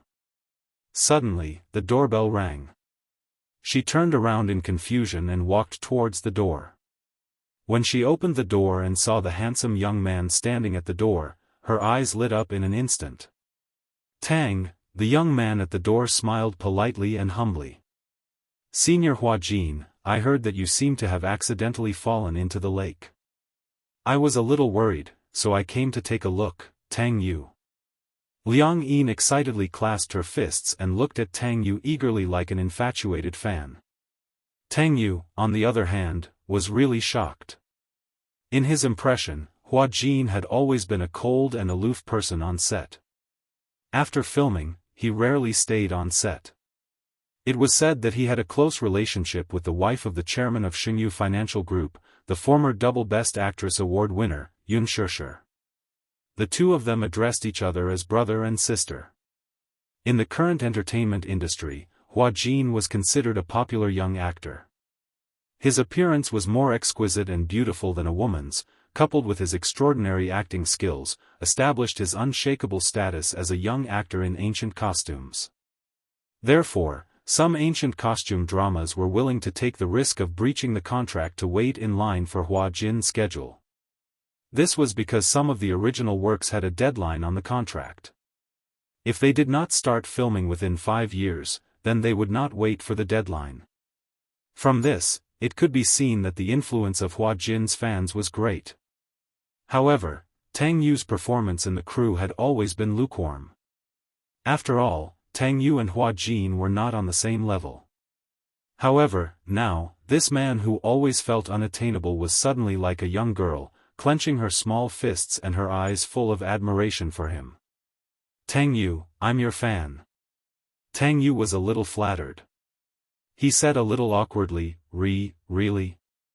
But I haven't officially debuted yet. This TV series is my ****** work. Liang Yin said seriously, although you haven't debuted yet, I've been paying attention to you for a long time. From the moment you debuted as a model to the auditions and before that, you were a book model for many novels. You are the book model in the original novel of Heavy Snow. You are the one who played the role of Fox Emperor Fengji. Tang Yu was stunned. It turned out that, why was Senior Huajin so concerned about him? He even knows that I was once a book model for Heavy Snow? It can't be. Tang Yu was a bit confused and couldn't react. Actually, I think that you should be the real male lead of Demon Eyes. I'm guessing that Huajin was able to become the male lead because of some shady dealings and unspoken rules. Tang Yu stared at him as if he had seen a ghost. Who would say that there was definitely something shady about being the male lead? Tang Yu felt that the way he opened the door must be wrong. Why was Huajin in front of him? It was as if he was possessed by a ghost. It was too strange. Senior Huajin, are you okay? While Tang Yu was in a daze, Liang Yin was looking at him with infatuation. God, little brother Tang Yu was so handsome no matter how she looked at him. Chapter 3797. For a long time, she could only look at him from afar, silently supporting him by buying his role-playing books and following his Weibo posts. Compared to Huajin, Tang Yu had been staying in the 2D fan circle. After making a name for himself as a book model, Tang Yu participated in many auditions and applied to the Film Academy. Until the audition for Demon Eyes, he was chosen by the director with his excellent performance and extraordinary talent. Plus, he was a book model in the original novel, so he had a certain fan base. Therefore, he got a supporting role. Tang Yu was flattered. After the audition, he was able to get a supporting role instead of a walk-on role without any lines. This already made him very encouraged. Liang Yin was also happy. Although she couldn't be the main lead, she was also excited that her idol, who she had been following for a long time, finally had a real work. Tang Yu, you can do it. Although you're not the male lead this time, I believe that if this TV series is aired, you'll definitely be famous. When that time comes, you'll become famous overnight, and many directors will want you to be the male lead. Tang Yu looked at Hua Jin, who was speaking in a girly tone. He always felt that this girly tone, when embraced by Hua Jin, actually. But. No. Have. 1 point. Against. And. Feeling. Perhaps, Hua Jin's appearance was too beautiful, so much so that it blurred the characteristics between genders. Tang Yu was a little shy as he thanked him, that. Senior Hua Jin, I'm very encouraged by your words. But, do you want to take a shower first? I see you're all wet. Tang Yu, Liang Yin suddenly stretched out her small hand carefully and gathered her courage to ask, can I touch your hand? When Tang Yu heard this, he didn't know why, but he inexplicably got goosebumps. Hearing this from Hua Jin's mouth, he always felt strange. However, as a senior in the crew, Tang Yu didn't dare to disobey Hua Jin's request. Thus, he resisted the strange feeling and slowly raised his hand. When Liang Yin saw him raise his fair and smooth right hand, her heart suddenly started to beat with a thump-thump-thump sound. Dong! Boom! Her face flushed red. She didn't dare to reach out her hand. It was hard to imagine that Tang Yu was right in front of her. How could she forget? This was a dream. She was now in Hua Jin's body. Moreover, no matter what she did in the dream, once she woke up and returned to reality, everything in the dream would not affect anything in reality. Liang Yin suddenly held his hand tightly. Gathering her courage, she clasped her fingers with Tang Yu's and pulled him into her embrace. Tang Yu was shocked. There was a height difference between Hua Jin and Tang Yu. Tang Yu's only flaw was that he was comparable to Hua Jin in terms of looks, but he was only 1.75 meters tall. When he stood next to Hua Jin, who was 1.8 meters tall, the height difference was still obvious. Therefore, with Liang Yin's tug, Tang Yu lost his balance and fell into her arms, caught off guard. Liang Yin held his face. She didn't know where she got the courage, but she closed her eyes, pressed Tang Yu against the door, and leaned over to kiss him. Oh my God. Chapter 3798. Liang Yin also felt that she had gone crazy. Otherwise, how could she have the guts to kiss the man of her dreams so directly? The former Tang Yu, for him, was unreachable. Little girls who chased after idols often secretly put postcards of their idols under their pillows. It was said that if you put a photo of your beloved under your pillow, you will meet him in your dreams. However, the frustrating thing was, no matter how many times she tried, she still didn't dream of Tang Yu. Now, she finally dreamed of him. Then, no matter what, Liang Yin must bravely put into practice what she wanted to do but didn't dare to do, and didn't have the opportunity to do so. Just that, this kiss scared Tang Yu, but it also scared her. The direct and real touch on her lips made her body even hotter all of a sudden. It was too real, as if it really happened. So much so that Liang Yin couldn't continue the kiss. She suddenly pushed Tang Yu away and looked at him in astonishment. She subconsciously stroked her slightly swollen lips because of the crush and asked in a daze, I'm not dreaming? Tang Yu looked at him in a daze but didn't dare to say anything. He was very suspicious that there was something wrong with Hua Jin's mind. So much so that he inexplicably pulled him into his arms and inexplicably kissed him. And finally, inexplicably pushed him away. What the hell was wrong with him? It was the first time Tang Yu was kissed by a man, so he was a little embarrassed. But he was afraid of Hua Jin's position in the crew, so he didn't dare to say anything. But he saw the man in front of him suddenly raised his hand and slapped himself hard. Slap. Tang Yu was stunned. One slap wasn't enough. Hua Jin slapped himself hard in the face again. Slap. A crisp sound. The burning pain spread from the facial nerves to the brain nerves, making her fiercely react. This wasn't a dream. This was, really? What happened in front of her really happened. Because of that accident, she fell into the water with the real Hua Jin. Her soul called out, and her body swapped.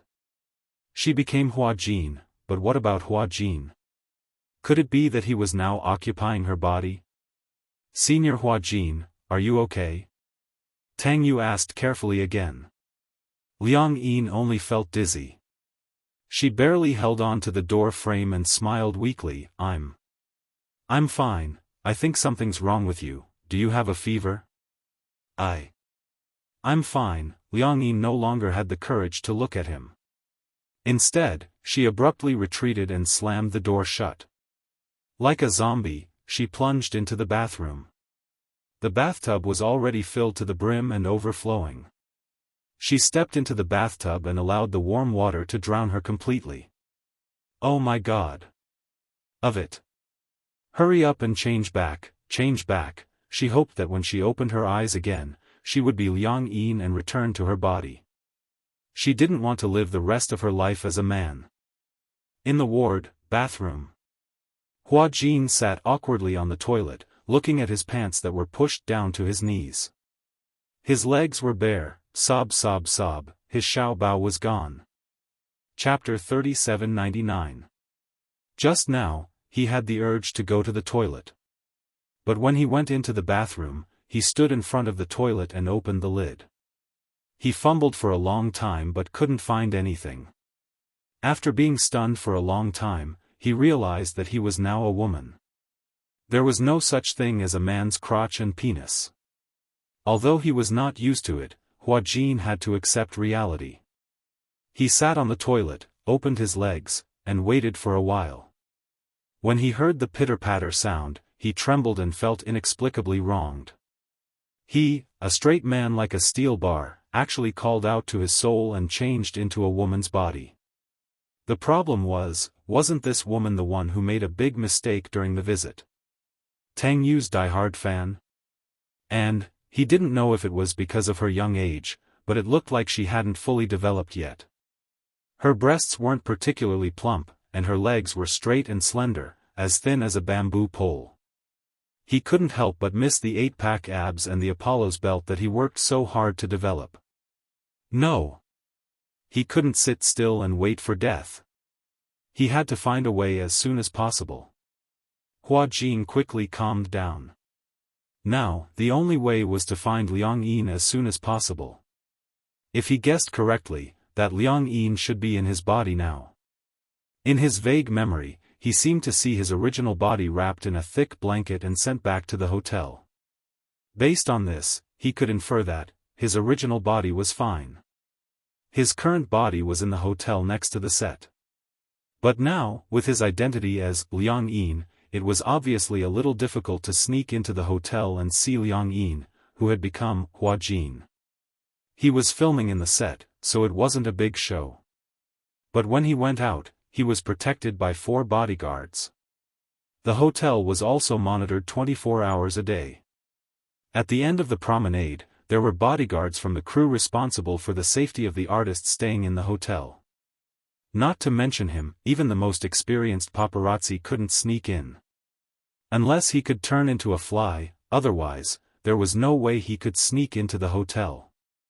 Looking for an agent? He had an agent's phone number? No. The company had given him a new manager, so they weren't close. If he suddenly told him that he was Hua Jin, and that he had swapped bodies with that girl named Liang Yin because of an accident, that manager would definitely think that he was a lunatic or a die-hard fan who wanted to sneak into the cast, right? They would definitely treat him as a dangerous person and report him to the police. What should he do? Now, there was no way for him to get in touch with Liang Yin, nor was there any way for him to sneak into the film crew. Did he have to lie in the hospital and wait for Liang Yin to come looking for him?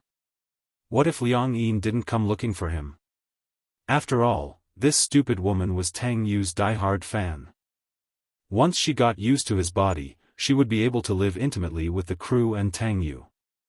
In that case, she wouldn't easily return his body, right? Most importantly, he would have an important scene soon, and this was the most important part of the entire script. That Liang Yin was not an actress, and if she acted on camera, she would definitely mess it all up. Hua Jin had a headache and frowned. He only felt that the future was uncertain. Chapter 3800. Hua Jin thought for a while and decided to give Yunshishi a call. He wanted to go back to the Mu family first before making other plans. He fumbled in his bag and found a mobile phone. It was Liang Yin's mobile phone. However, the mobile phone had a 6-digit password.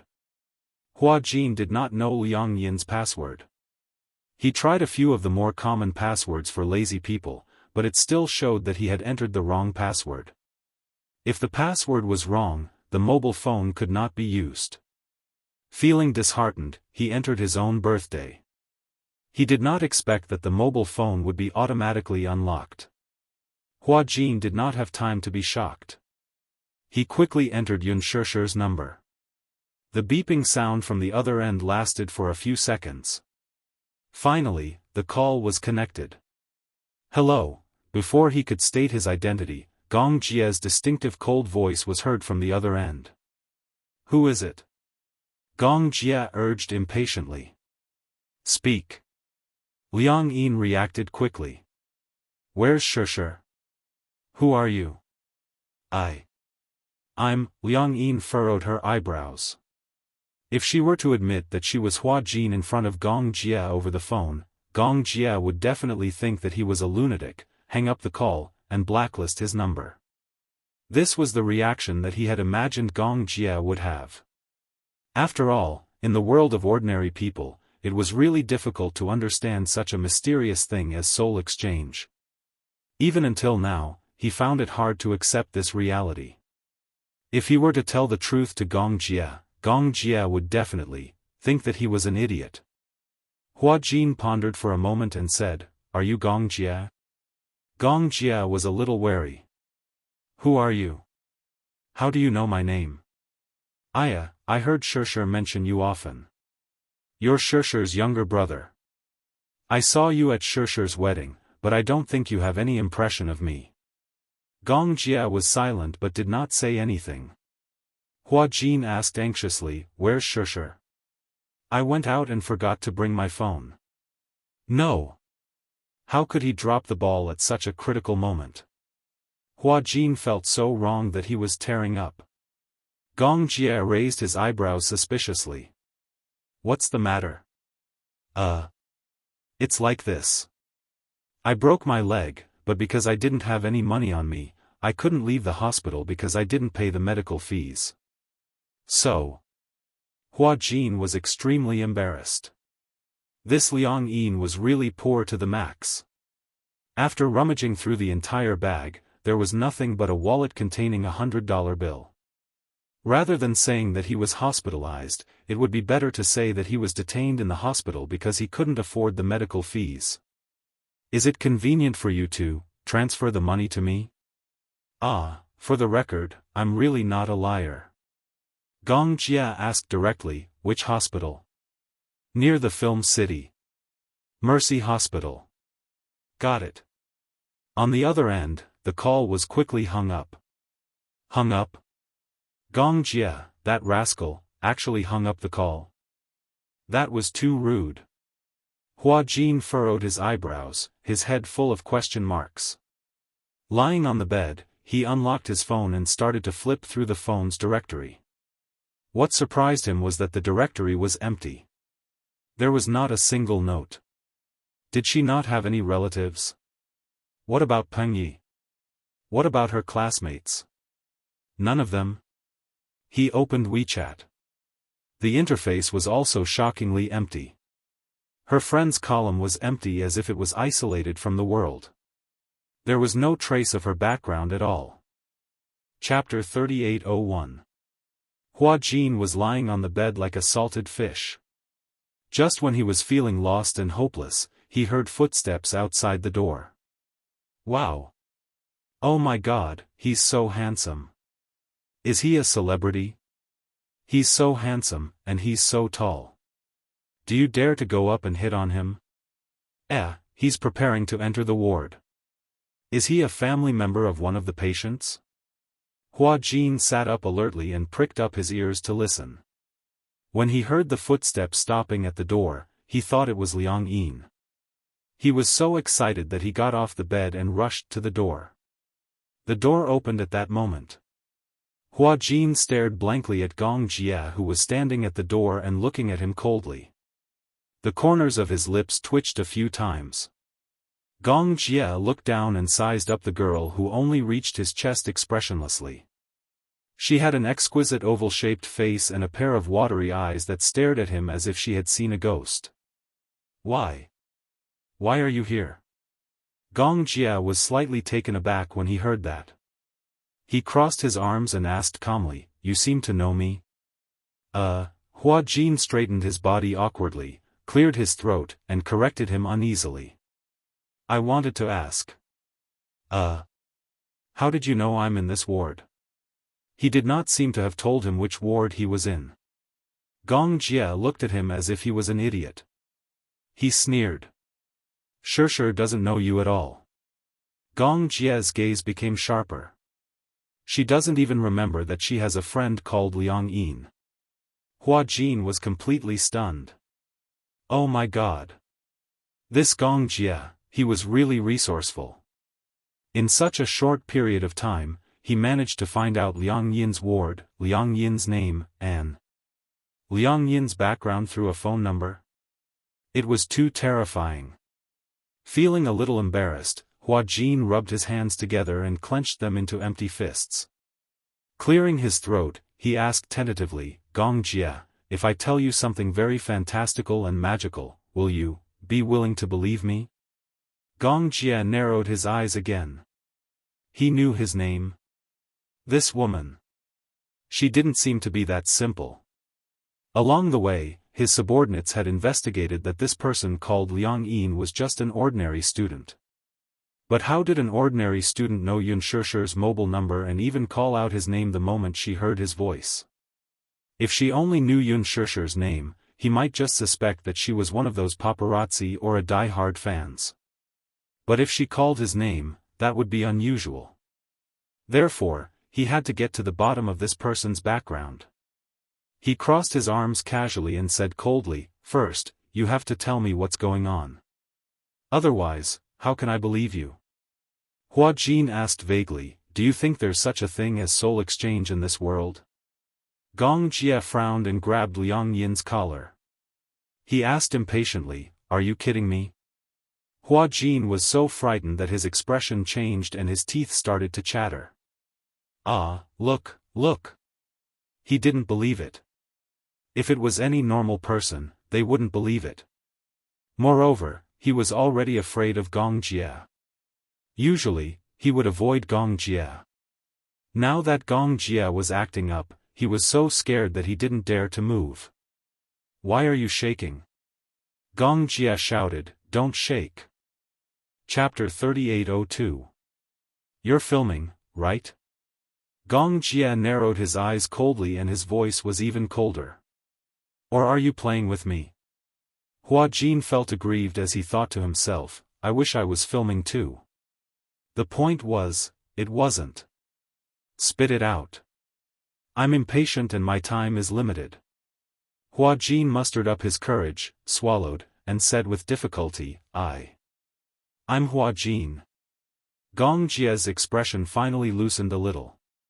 However, the expression on his face was not one of surprise, but of disbelief. After a while, he snorted coldly. Lunatic. With that, he tugged at his tie with an ashen face, turned around, and was about to leave.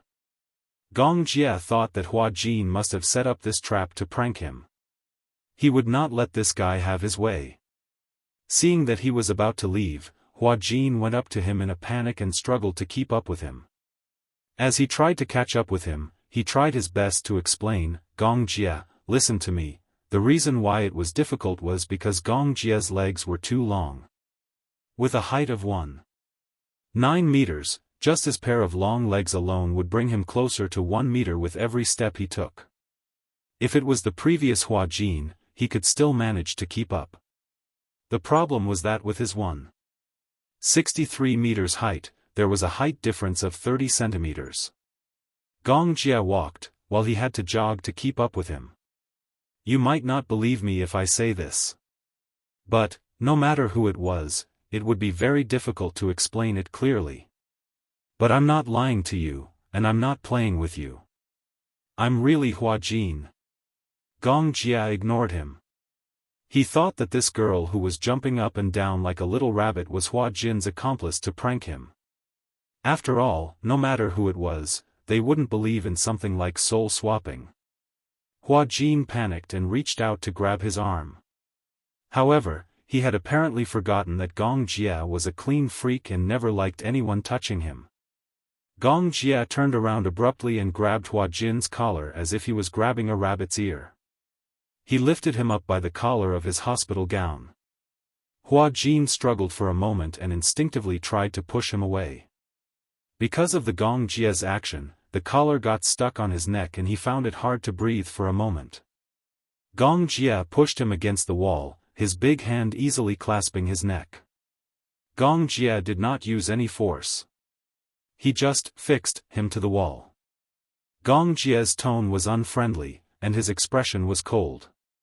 His eyes were like those of a ferocious beast, and he stared at him with burning eyes. Damn it, where is Hua Jin? Hua Jin's eyes widened in shock. He pointed at himself and explained in a panic, me, I'm Hua Jin.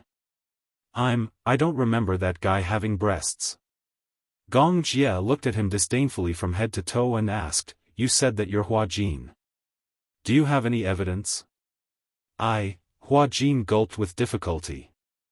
His throat moved as he said aggrievedly, what evidence do you want? What evidence can you find to prove that I'm telling the truth? Gong Jia could not be bothered to waste time with him. Chapter 3803. Gong Jia stopped in his tracks abruptly. His brows furrowed as he turned around abruptly. His vulture eyes were fixed on Tang Yuanchu. Dangerous and intimidating. What did you say? Hua Jin shrunk his shoulders but mustered up his courage to say, well. I still remember when we were playing cards and you and I lost. Mu Yaja made us play a paper towel game just to prank us. Speaking of this, Hua Jin was also very embarrassed. However, he had to say it. Well, at that time, he wanted to describe the details. Gong Jia felt extremely nauseous when he mentioned that incident. He resisted the urge to vomit and covered his mouth. His face was ashen as he said, shut up. Hua Jin then shut his mouth obediently and didn't dare to say another word. Gong Jia stood where he was and sized up the unfamiliar girl in front of him in disbelief. To be honest, no one would believe that a girl who came out of nowhere and told him that she was Hua Jin and that their souls had swapped. Even though Hua Jin had mustered up his courage to mention that incident. However, Gong Jia still found it hard to believe. After all, if he believed it and was tricked by Hua Jin, this incident would definitely be a stain that he would never be able to erase. Gong Jia lifted his handsome face and sized him up again. Suddenly, he said word by word, I'm warning you one last time. Tell me the truth, or else I'll really kill you. Hua Jin was trembling in fear when he saw his kind gaze. Even so, he still pinched his palms hard and used the last of his courage to say with difficulty, I'm really Hua Jin. I'll have more chances to prove this to you. What's true can't be false, and what's false can't be true. If I'm lying to you, you can do whatever you want. Others may not know, but I know what kind of person you are. You are the future successor of the Hurricane Group. I can offend anyone, but I wouldn't dare to offend you. I can joke around with anyone, but I wouldn't dare to joke around with you. After saying that, Hua Jin clenched his fists tightly and bit his lips stubbornly, feeling wronged. If he had any other way, he wouldn't tell Gong Jia about this. He didn't know if he would have to guard this body for the rest of his life after his soul had swapped bodies. If he really couldn't return to how he was before, he would definitely break down. Moreover, he might even be mocked by others. Furthermore, after living as a man for more than 20 years, he had no way to adapt to suddenly becoming a girl. Gong Jia looked at him deeply and suddenly said, "You'd better be sure that you're telling the truth." Hua Jin nodded vigorously. Gong Jia pursed his thin lips and moistened the tip of his tongue. He looked around and suddenly said, "I've already paid for your medical fees." Well, Hua Jin took a step forward and asked, "Can you not mention this to Xianxia for the time being?" "Why?" "Because," Hua Jin said awkwardly, "it's better not to let others know about this for the time being." Initially, he didn't want to tell Gong Jia about this. Initially, he wanted to find Xianxia and ask her to pay for the medical fees first. Then, he would make other plans. She did not expect Gong Jia to pick up her call. He even made a show of investigating the matter and found his way to the hospital. Chapter 3804. While Hua Jin was having a headache, Gong Jia asked unhappily, "What about me?" "What?" Gong Jia raised an eyebrow. "I don't belong to the category of others? Or do you mean that I'm special?" Gong Jia said in a disapproving tone, "Why should I know about this?" Hua Jin was dumbfounded. "I don't have the patience to deal with this." Gong Jia crossed his arms and said, "Now, I've already paid for your medical fees. You're on your own now." Hua Jin was furious when he heard that. "Hey! Don't you have any sympathy at all? I'm already in such a pitiful state. A man turned into a woman, and you still have such a cold attitude? Hey, don't you have any sympathy at all?" He clenched his fists tightly in anger. His face was red, but his eyes were black and shiny. When Gong Jia heard that, he suddenly burst out laughing. Her. For a moment, Hua Jin could not tell if the man was sneering or mocking him. He was so angry that he forgot about Gong Jia's status as he strode toward him, raised his fist, and swung it at him. Gong Jia caught his fist and snorted disdainfully. "Are you crazy?" He dared to hit him. Did he want to die? He gathered his strength in an instant. Hua Jin felt that his fist was tightly wrapped by Gong Jia's large palm. Then, his knuckles felt like they were going to be crushed by his huge grip. Hey. Pain. Pain. Gong Jia felt that he could easily flatten the little girl in front of him with one hand. Hua Jin was terrified. He quickly begged, You let go." Gong Jia snorted coldly. "Why should I? Who was the one who wanted to hit me just now? I was wrong." Hua Jin gritted his teeth and admitted defeat. Gong Jia then let go of his hand and snorted disdainfully. He stuffed his hands into his trouser pockets and pondered for a while before his thin lips suddenly curved. Back then, when Xianxia acknowledged Hua Jin, he was already very unhappy. Why? She already had him as her younger brother, but she actually acknowledged another one. Then what was he? For a moment, he felt as if he had fallen out of favor. However, things were different now. Gong Jia smirked and ruffled Hua Jin's hair. Looking straight into his eyes, he asked, "What do you want now?" I want to change my clothes first, then I'll make other plans." All right." Gong Jia turned around and left. While Hua Jin was still frozen in place, Gong Jia turned around. Seeing that he did not follow, he said unhappily, "What are you still standing there for?" Oh. Hua Jin then hurried to catch up with his footsteps. Outside the hospital, a sports car was parked. Hua Jin was wearing a thin hospital gown. When he got into the sports car, he was shivering from the cold. Push it up." Seeing that he was wearing thin clothes, Gong Jia did not say anything. He pressed a button and the sports car's hardtop opened up quickly. What a disgrace, Hua Jin covered his face silently. Gong Jie glanced at him and caught sight of a strange protrusion. When he took a closer look, his handsome face could not help but blush strangely. You, Hua Jin scratched his head and saw Gong Jie's gaze on his chest. He raised both hands and touched it, but Gong Jie looked away awkwardly. You're not wearing underwear? Underwear? Chapter 3805. In the hotel. Hua Jin stood in the bathroom and looked at the full-length mirror. He was hesitant about whether he should take off his clothes. Suddenly, someone knocked on the door. Hua Jin walked over warily and heard a woman's voice. Hello, room service. We have bought the underwear you asked us to buy. I didn't ask you to buy it. It was ordered by the gentleman in the same room as you. His surname is Gong. Hua Jin endured it and opened the door. He saw the room service pass him 2 exquisitely wrapped packages. When he saw the 2 black lace-edged bras in the packaging, his heart was in turmoil. He was going crazy. How humiliating. Hua Jin endured the awkwardness and tried to fit the underwear in front of his chest. However, he couldn't put it on. After changing his clothes in a hurry, Hua Jin opened the door and walked out. Perhaps it was because he had always been used to being a man, but even if his upper body was exposed, he would not feel the slightest bit ashamed. After all, this wasn't his body. Hua Jin had just opened the door when he suddenly came to his senses. He had blocked his bowels. After all, this wasn't his body. Then, would Liang Yin, whose soul had been swapped into his body, not cherish his body and do whatever she wanted? When he thought of this possibility, Hua Jin was so angry that he felt a dull pain in his chest.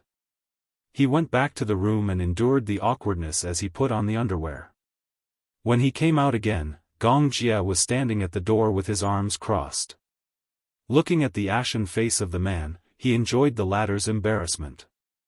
Now, he really believed that the girl in front of him was acting like a man. In addition, she spoke in Hua Jin's usual tone. He really believed in the fact that their souls had been swapped. This world was truly a fantasy. So far, there had been many things that science couldn't explain. Many people categorized these things as supernatural.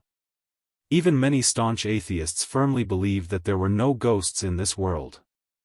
However, Gong Jie had always been in awe of such phenomena that science couldn't explain. You may not believe it, but you must revere it. That was because humans were so insignificant. Science was only the conclusion of human research. It was not broad enough to encompass the entire world and universe. Perhaps, many seemingly absurd things really did exist. Hua Jin braced himself and stood in front of him. He stretched out his hand and asked, "Can I borrow your phone, for a while?" "What?" "I'll make a call to my cell phone." Gong Jie took out his phone and waved it in front of his eyes. Hua Jin reached out to grab it, but he raised it so high that Hua Jin grabbed nothing. "What are you doing? You haven't answered my question." Gong Jie asked, "I asked you before, where is your body now?" It was awkward to be asked this way. Hua Jin licked his lips and replied, "If I'm not wrong, No, my body should still be on set." "Set?" "Yeah, we fell into the water together. After that, I was sent to the hospital. However, I still had some consciousness in my coma. I saw her being escorted back to the hotel by my assistant. She should be fine." "I see." Chapter 3806. Hua Jin touched his nose, tried to recall, and nodded. "Yeah." Gong Jie's lips curled into a sinister smile. "That's simple.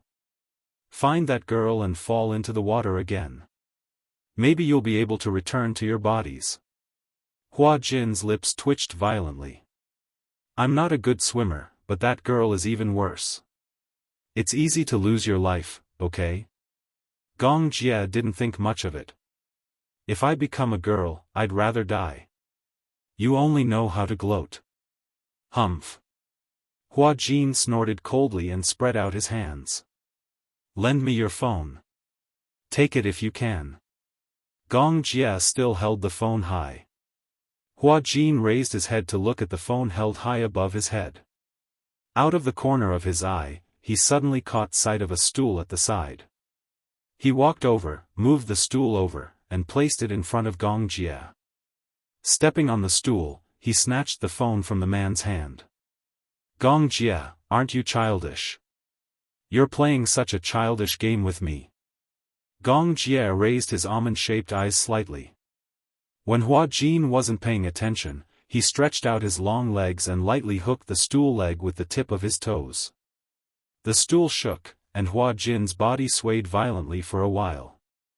He couldn't stabilize his center of gravity and leaned back suddenly. Ah! Hua Jin waved his hands exaggeratedly, trying to maintain his center of gravity. Gong Jia saw that he was really going to fall, and with the corner of the table behind him, he was worried that he would cause an accident. Hence, he stretched out his hand and grabbed his waist. Hua Jin's body followed the inertia and fell on him. Dong! Hua Jin's body fell hard on Gong Jia's body. Even though his entire center of gravity was on Gong Jia, the latter was still as steady as Mount Tai and didn't move an inch. He easily lifted him by the collar with one hand. Hurry up and call them. Gong Jia kicked the stool to the side angrily. Hua Jin was furious. This Gong Jia is too despicable. Taking advantage of the fact that he had become a woman, he purposely pranked him. Damn it! Hua Jin was angry, but he didn't dare to say anything. He could only grumble in his heart and secretly make up some Gong Jia. Then, he took his phone and walked to the balcony. In the night breeze, the phone rang for a long time. The call was finally connected, and he heard a familiar voice that sounded a little timid. Hello? Hua Jin was stunned for a few seconds. Humans are really strange creatures. He was used to hearing his own voice, but once he switched to someone else's point of view and heard his own voice, he found it somewhat unfamiliar. It was slightly different from the voice he usually heard. Liang Yin. Hua Jin called her name angrily. Where are you now? It's you. On the other end, Liang Yin, who had transformed into Hua Jin, was obviously furious. You stole my body, shameless. Huh? Hua Jin sneered. Are you kidding me? I want to steal your body. You don't have breasts or buttocks, and you're poor. You're not a rich family's young miss, and you're not a peerless beauty. Why should I give up on being a big star and become an unknown poor woman? On the other end, Liang Yin was clearly infuriated. Any girl would be infuriated if they were criticized like this. Chapter 3807. Pervert. Pervert? This woman actually dared to speak to him like that. Hey, watch your words. What do you mean by pervert? I think you're the pervert. In order to get close to your idol, you actually pretended to be my fan to attend a visit. I think you're just a brainless fan who would do anything to get close to your idol. I saved you. Not only did you not thank me, you even scolded me.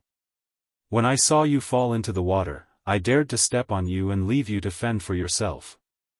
Hua Jin had a belly full of anger because of this incident. When this girl fell into the water, he should have abandoned her and left her to fend for herself. Why did he have to dive into the water to save her? If he didn't meddle in other people's business and play the good guy, perhaps such a ridiculous thing wouldn't have happened. Why did he have to suffer like this? This Liang Yin actually dared to humiliate him like this. Alas, Liang Yin had to accuse him instead. Feeling frustrated, he said, "You're such a die-hard fan." Liang Yin retorted, "I'm not a brainless fan." If you're not a brainless fan, then what are you? But of all people, why did you chase Tang Yu who just debuted not long ago? Ha! You must be blind. Shut up. On the other side, Liang Yin was so angry that her face turned red. She said angrily, "You're not allowed to insult Tang Yu." "So what if I insult him?" Hua Jin obviously didn't take her words seriously. When Liang Yin heard this, she said angrily, "Hua Jin, I'm warning you. Right now, in the eyes of others, I'm the real Hua Jin. Your reputation and status are all in my hands. If you dare to hurt people again, I'll create a lot of gossip for you tomorrow." When Hua Jin heard this, his lungs almost exploded with anger. "You dare? See if I dare or not." When Hua Jin heard this, he suddenly curled his lips. "All right, if you dare to create a lot of gossip for me, of course, I won't let you take advantage of me so easily." "What do you mean?" Hua Jin said proudly, "I'm with a man now. If you dare to act recklessly, I don't mind showing you what real recklessness is." Liang Yin, he was instantly terrified. Hua Jin heard no response from the other side and guessed that Liang Yin had given in. After all, girls were timid and easily frightened by a few words. Hua Jin took a deep breath. Holding the phone, he asked Liang Yin, "Where are you now?" "I don't know. I think it's in a hotel." "Did the assistant send you back to the hotel?" "Yes." "All right, I'll go find you." Hua Jin rubbed his chin and said to her, "Stay in the room and don't move." "Why should I listen to you?" When Hua Jin heard this, he could not help but laugh. This girl's temper seemed to be extraordinarily stubborn. Hua Jin leaned against the railing and asked meaningfully, "Do you like my body that much?" On the other end, Liang Yin was sitting on the bed. She did not know why, but when she heard Hua Jin's words, her face seemed to be on fire. I don't." Until now, she had not dared to take a shower. She did not know how to face this body. Hua Jin said, "That's it then. Wait for me. We'll discuss what to do now." All right. Although she was unwilling, Liang Yin still agreed. Chapter 3808. As he looked around, there was a lingering fog, and it looked as though it could swallow the mountains and rivers. He walked over and said to Gong Jia, "Lend me your car." Gong Jia glanced at him. "Do you have a driver's license?" "Yes." "Are you sure?" Gong Jia sized him up. "You don't have this girl's driver's license, so you're driving without a license." Hua Jin. He pondered for a moment. Just when he was about to speak, Gong Jia knew what he was going to say and immediately rejected him. "Don't even think about it. You know what I'm going to say. You just want me to be your driver for free." Gong Jia snorted arrogantly. "Who do you think you are? Why should I listen to your orders?" Hua Jin begged him nicely, "Gong Jia, please. This matter is very important to me." "You're worried that Liang Yin will mess around?" "Yeah. That was part of it. You just have to drive me this time. I'll settle the rest myself." Gong Jia was still unmoved and put on an "I'm not close to you" expression. Hua Jin said angrily, "Forget it. I'll take a cab myself." As he said that, he turned around and walked towards the door. Gong Jia asked faintly behind him, "Do you have any money on you? Also, are you sure you can sneak into the hotel if you go to the film set now?" Just these two questions had stumped Hua Jin. He had a headache.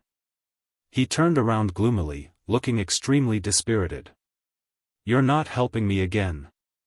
Gong Jia heard that and said, "It's not impossible for me to help you, but there are conditions." Hua Jin felt a little uneasy when he heard that. Not everyone could afford to owe Gong Jia a favor. This condition must be very harsh. However, he was still mentally prepared. "Go ahead."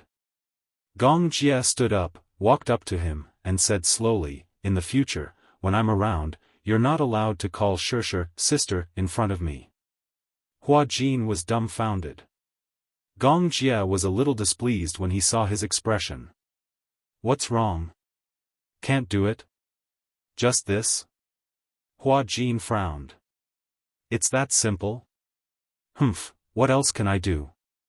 Do you think I can sever the relationship between you and Shishir? Gong Jie had been unhappy about this for a long time.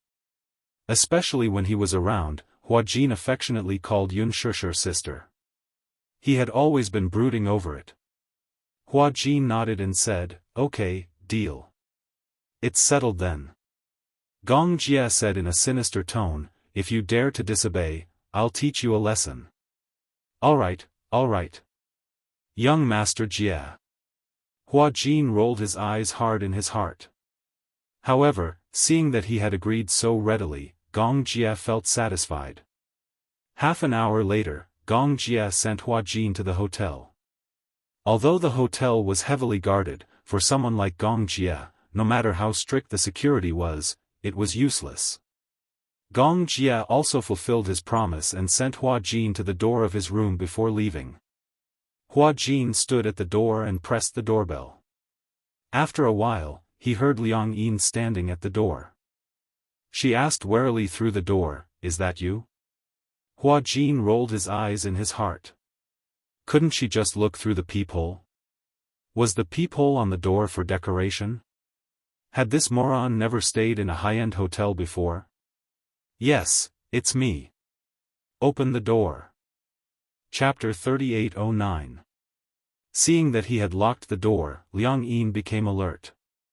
She shrunk her shoulders and looked alert. "Why did you lock the door?" Hua Jin frowned. He turned around and looked at her with disdain. "Why? You look like I'm going to do something to you." Liang Yin instinctively took half a step back and covered her chest. This seemed to be a woman's subconscious reaction. Because she had been soaked in water, she was worried that her insides would be exposed. She obviously hadn't accepted the fact that their souls had been swapped. Hua Jin reminded her kindly, "Please, you're my body now. I'd be crazy to do anything to my body." Hua Jin looked at her body again. To be precise, it was his body. He saw that it was still wet. His hair was half dry, but his clothes were sticking to his body. He raised his eyebrows suspiciously. "Don't tell me, you haven't taken a shower yet?" Damn it, this was simply torturing his body in disguise. Liang Yin snapped out of her daze at once. Her gaze landed on Hua Jin, and her eyes burned with passion. You've taken a shower?" She rushed over to Hua Jin and grabbed Hua Jin's collar. Unfortunately, Liang Yin was Hua Jin's body now, and Hua Jin had shrunk from his 1.8-meter-long legs into a cute girl. With Liang Yin grabbing his collar so tightly, he looked like a little white rabbit being lifted up. He looked powerless. Hua Jin didn't have any strength to retaliate. He struggled and said angrily, "What are you doing?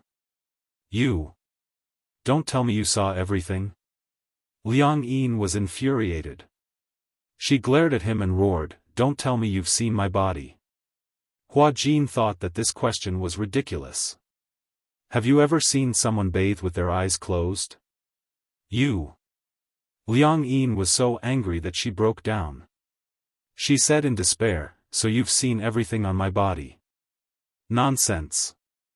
Otherwise, do you want me to get wet and catch a cold?" Hua Jin said angrily, "I'm the one who despises her. She doesn't have a good figure, and she doesn't have any bright spots. She's an eyesore." Liang Yin couldn't refute. She was so angry that her eyes turned red.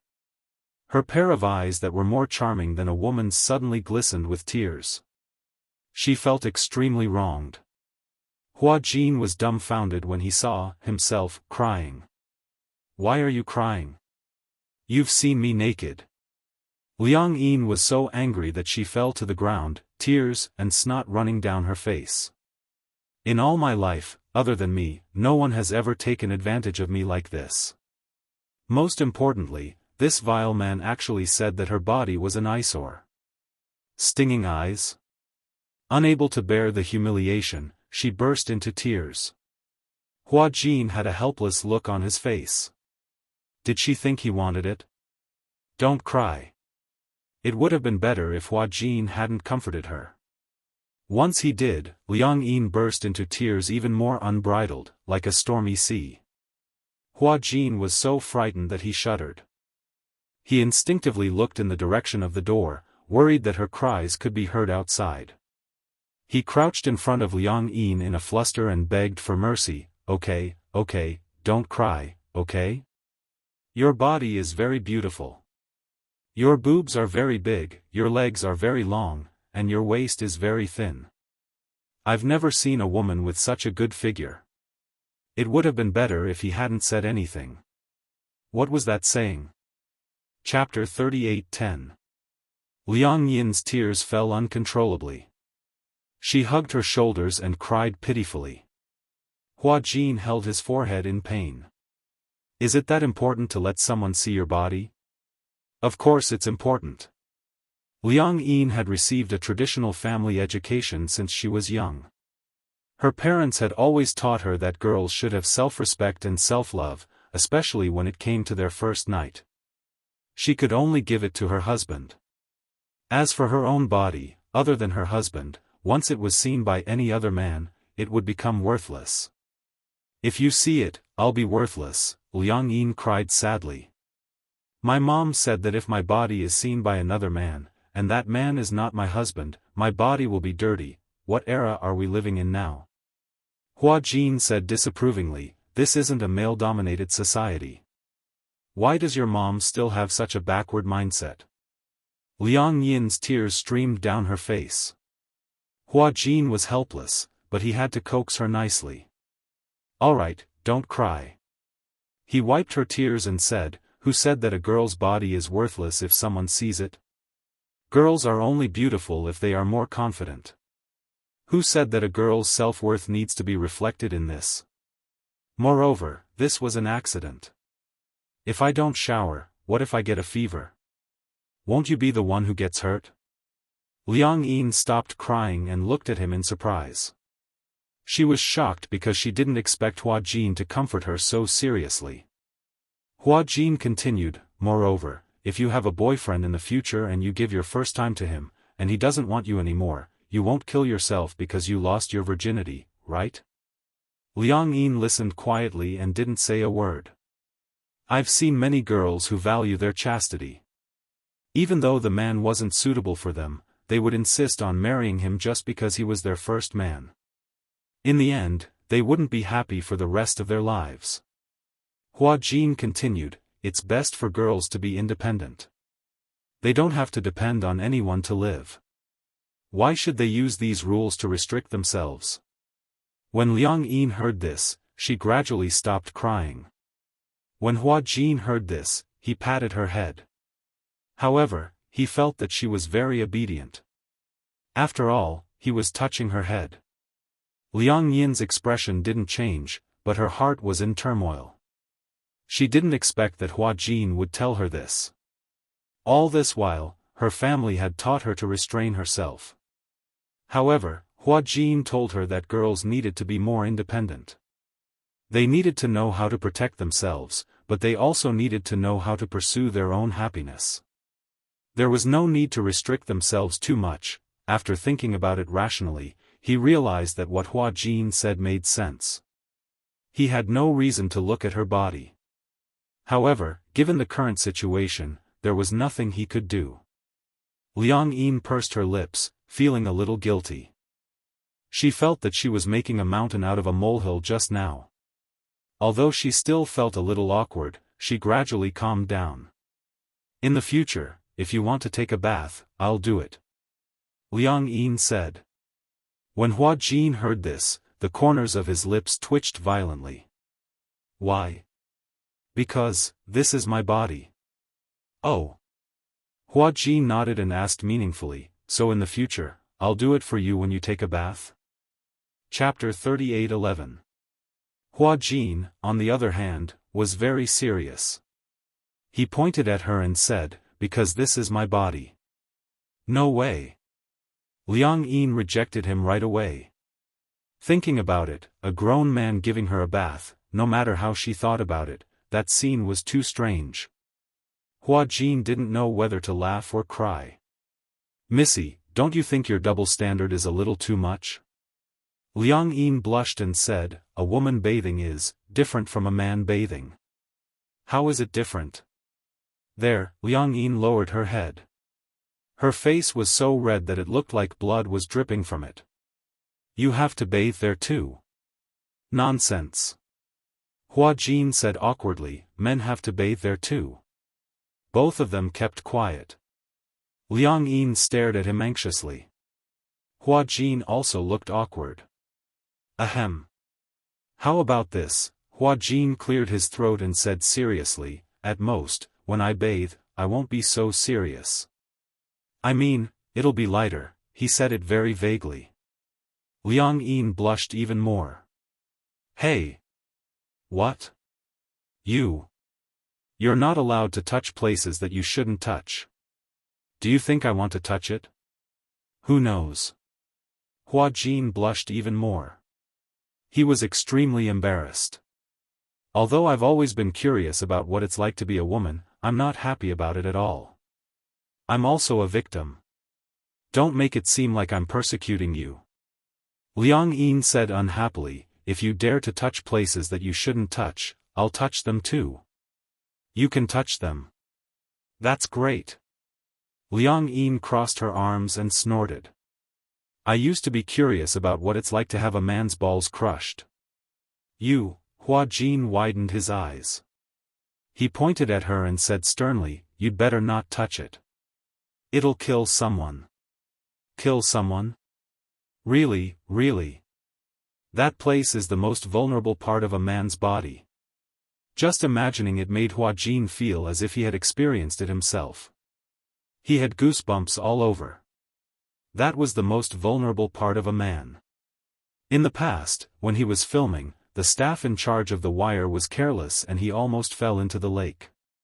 He accidentally hit the railing by the lake. Although he didn't hit the bullseye, he almost lost his family line.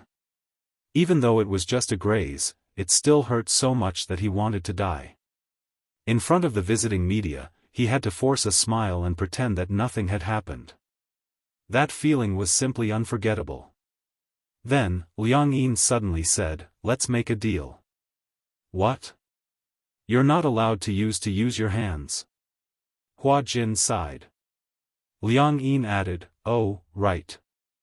If you're bathing, try not to use the bathtub. Why? It's hands, okay. I to the. Then what are you waiting for? Hua Jin urged her, it'll be bad if you catch a cold. My body is weak to begin with. Hearing this, Liang Yin stood up slowly and stood at the bathroom door. She was still hesitant. Hua Jin walked behind her and kicked her in. Wash yourself clean. Come out clean and smelling good. You actually kicked. Chapter 38:12. In the shower room. Liang Yin looked at the overflowing water and took several deep breaths. Earlier, when she entered the pool, her clothes floated up and Liang Yin was so shocked that she almost fell out of the bathtub. To be honest, she had never seen a mature man's body. In the end, she didn't expect that a man's body had such a structure. To be honest, it looked weird. The first time she saw a man's body, Liang Yin felt that a woman's body was more pleasing to the eye. Liang Yin endured the awkwardness and finished her shower. However, she took this opportunity to enjoy the bathtub and soak in it to her heart's content without any burden. When she came out of the shower, she pushed open the door and walked through the fog. In the cold room, Hua Jin was leaning on the sofa and had fallen asleep. Liang Yin walked over softly.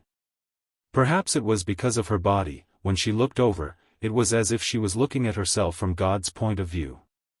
Hence, she was very careful and didn't want to wake him up. Liang Yin squatted in front of Hua Jin and sized him up calmly. Rather than saying that she was sizing him up, it was better to say that she was sizing herself up. So this was how she looked like. It felt different. It was different from when she used the mirror to take selfies with her cell phone. It seemed that she was slimmer and prettier. She didn't dress up often and rarely used skincare products. However, she didn't know why, when she was in school, the other girls in the same dormitory used tons of skincare products. She only used water to wash her face and didn't even use the basic moisturizer. However, her skin was actually better than those girls who used thousands of skincare products. Hence, she didn't believe that skincare products had any effect. Liang Yin sat on the bed and didn't wake Hua Jin up. After such a long day, she was a little tired. She lay quietly on the bed and covered herself with the blanket. She fell asleep just like that. The heater was turned on in the room. Hua Jin and Liang Yin lay on the sofa and the bed respectively and slept soundly. Early in the morning, the doorbell suddenly rang. Liang Yin did not wake up. She covered her head with the quilt, so she was not awakened by the doorbell. Hua Jin, on the other hand, was suddenly alert. He sat up from the sofa and walked to the door. Through the peephole, he saw his assistant standing at the door with a nervous expression. Hua Jin. Hua Jin. Hua Jin was just about to speak when he saw his hand on the doorknob. He realized that he had just woken up and had forgotten that he had already swapped souls with Liang Yin. He frowned and paced back and forth a few times. Then, he returned to the bedside and shook Liang Yin awake. Wake up. Wake up. Liang Yin was still in the midst of her sweet dream when Hua Jin shook her. It was as if the ground and mountains were shaking in her dream. She woke up with a start and opened her eyes, only to see a magnified and horrified face. Liang Yin. Wake up. Liang Yin woke up and rubbed her eyes. She sat up alertly and looked around. What's the matter? Before Hua Jin could say anything, she heard a knock on the door. She instantly became alert. What's the matter? Chapter 38:13. He had accepted an endorsement deal.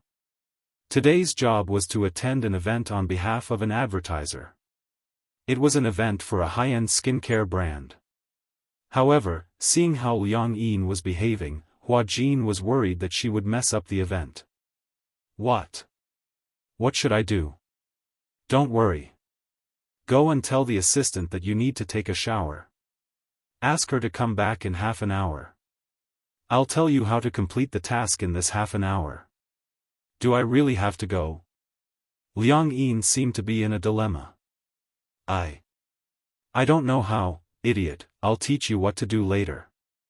You just have to learn from me. Alright then. Will there be a lot of media reporters? I'm not going to be on TV, am I? Liang Yin couldn't be any more nervous at the thought of going on TV. Hua Jin held his forehead as he had a headache. To him, whether it was the media or the camera, he was already used to being on camera. However, Liang Yin was an ordinary person. She might not even be able to handle a small store event, let alone such a big event. Then, if they were not swapped back for the award ceremony at the end of the year, Liang Yin would be so scared that she wouldn't be able to move an inch if she saw such a big event. Go and tell the assistant first. Do as I taught you just now. Liang Yin immediately nodded. Oh, okay. She walked to the door and did as Hua Jin had instructed. She said to the assistant, I'm already up, but I just woke up. I want to take a hot shower. The assistant panicked. Little ancestor, why do you want to take a shower? Just get the stylist to do your makeup. Hua Jin was eavesdropping at the side. When he heard this, he immediately gestured with his hands. Liang Yin couldn't understand what he was trying to say. Hua Jin leaned in close to her ear. His orchid breath brushed against her cheeks, making her feel as if they were on fire. Just say that you fell into the water yesterday. If you don't take a hot shower, you'll catch a cold easily. Oh, Liang Yin was so nervous that her mind went blank. She immediately said, Hua Jin said, he fell into the water yesterday. If he doesn't take a shower, he'll catch a cold easily. When Hua Jin heard this, he felt a headache coming on. Outside the door, the assistant was confused. What was going on? Only then did Liang Yin realize that she was too nervous and accidentally let it slip. For a moment, she was so anxious that her face turned red. She immediately corrected him, anyway, come back in half an hour. After that, Hua Jin pulled her back to the room. Listen up. Generally speaking, the event this time is mostly an event and half an interview. If the host asks you some questions, you should answer them seriously if you can. If you can't answer them, you should use a smile instead. Generally speaking, if you smile, the fans below the stage will scream, and this problem will be solved. Liang Yin nodded as if she understood. Then, what if I don't know how to answer all of them and just keep smiling like an idiot? Who told you to smile like an idiot? Hua Jin demonstrated the correct way to smile for her. Liang Yin imitated him and smiled a few times. However, she saw that Hua Jin was stunned. What are you doing? Liang Yin poked his head. Why are you in a daze? Hua Jin reacted and touched her face narcissistically. No wonder my fans used to scream whenever I smiled. I look so good when I smile. Chapter 38:14. When Hua Jin saw this, he was a little surprised. What are you doing?